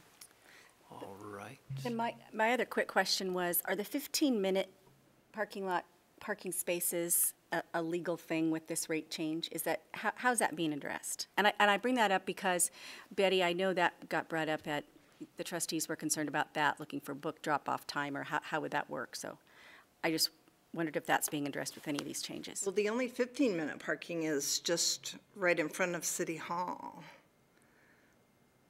But people can drop off books on the upper level, and because they have, well, it's 2 hours free anyway. Yeah, 2 hours free. Right, the whole right. campus, It's, yeah. So there's, 2-hour parking on the upper level. Okay. And just to reiterate that the cash situation is that, so Troy is working on some kiosks that couldn't accept cash. Right, because the library board was concerned that not everybody has a credit card that they could use. And so we've talked about that, and it sounds like we can work that out. Okay. All right. So a question, so something came up about the 15-minute spaces in front of City Hall. Troy, is there code to enforce that now, or are those just happy, please listen to us, it's 15 minutes? There is no code to enforce that because we had no enforcement. Okay, so there's going to be code to enforce it coming up then? Well, the constituents have been excellent at following a suggestion, and it's worked for years. Unless they're watching right now, and then they'll realize that there's no enforcement. So we'll have 2 hours with your permission that they can park and wait. Or you can park in the 15-minute space for however long. There's only 4 people watching this meeting right now. Do you know that? Is anyone paying attention? I've got the tally right here. You do? Oh, I've got actually a picture of the people watching at home. Hey, out there. Okay, that was, because I will park there when I can, and I know I'm going to be longer than 15 minutes, so. Does anyone have any more questions for, we're getting off the rails here. Any questions for Betty? Thank you, Betty. Thank you, Betty. So you pretty much covered the rest of the presentation, but thought I'll just get it on film here, and people can go to our webpage. It's still up under the public hearing tab if they want to study these changes as well. So you can see we've already talked about the McEwen parking lot, the Independence Point parking lot, and for some reason that one didn't have the event parking stuff noted, so we cleaned that up. And the museum parking lot is proposed at $2 an hour and no overnight or RVing. And again, clarifications to the event parking. Memorial Field, $1 per hour, no RV and overnight, and the updates to the event parking fees. The 4th and Coeur d'Alene parking lot removal, and then the addition of the library 2 hours free, and the City Hall campus 2 hours free, and at the 3rd hour, $1 an hour, and $2 for oversized stalls, and then a monthly permit available for $20. The marina fees, as I mentioned earlier, again, there's a clarification for overnight parking to be between 11 p.m. and 8 a.m. And then we have representatives from all the departments here. If there was a specific department you had questions for, we can pull them up and dive in deeper to any of those. And then it is a public hearing, so I stand for questions. Woody? So marina fees, go back to that one, I missed that. So if somebody wants to pull their boat in there, it's an hourly rate? Mm-hmm. And if they want to stay overnight, it's, oh, there isn't an overnighter. Oh, it is an overnighter. $25 At $2 an hour. per parking stall. 25 for, A parking space on a boat parking, not the trailer. This is the boat in the water. Yes, that's my understanding. $2 an hour, $25 overnight. Okay. Thank you. Mm-hmm. Other questions for Renata? Okay, so Betty already gave her public testimony, so I will open public testimony. Betty gave her public testimony. Anyone else wishing to say anything about this? So we will close the public testimony portion of this and look for council action. Mr. Mayor, I would like to approve Resolution 19005, setting forth various fees for the Administration Department, Finance Department, the Library, Police, and Water Department. Second. Motion and a second. Further discussion. Dan? So, Mr. Mayor, I am okay with all the fee increases except for parking. And I would like to remind council that when McEwen Park was put in, one of the promises we made to the public was that there would be free boat trailer parking south of City Hall. That promise is being broken tonight. Thank you. It's about time. ask Everything's about that free. Can't be free, except libraries. Any other discussion on that? Okay, no further discussion. Roll call, please. Renata? McEvers? Yes. Gookin? No. English? Yes. Eddinger? No. Evans? Yes. Miller? you know, I kind of remember that promise. So I'm going to go no. And I'm going to go yes. So motion carried. Thank you, Move there everyone. being no other business, move for adjournment. Second. Motion and a second to adjourn. All those in favor? Aye. Aye. We are adjourned. Thank you, everyone. Thank you.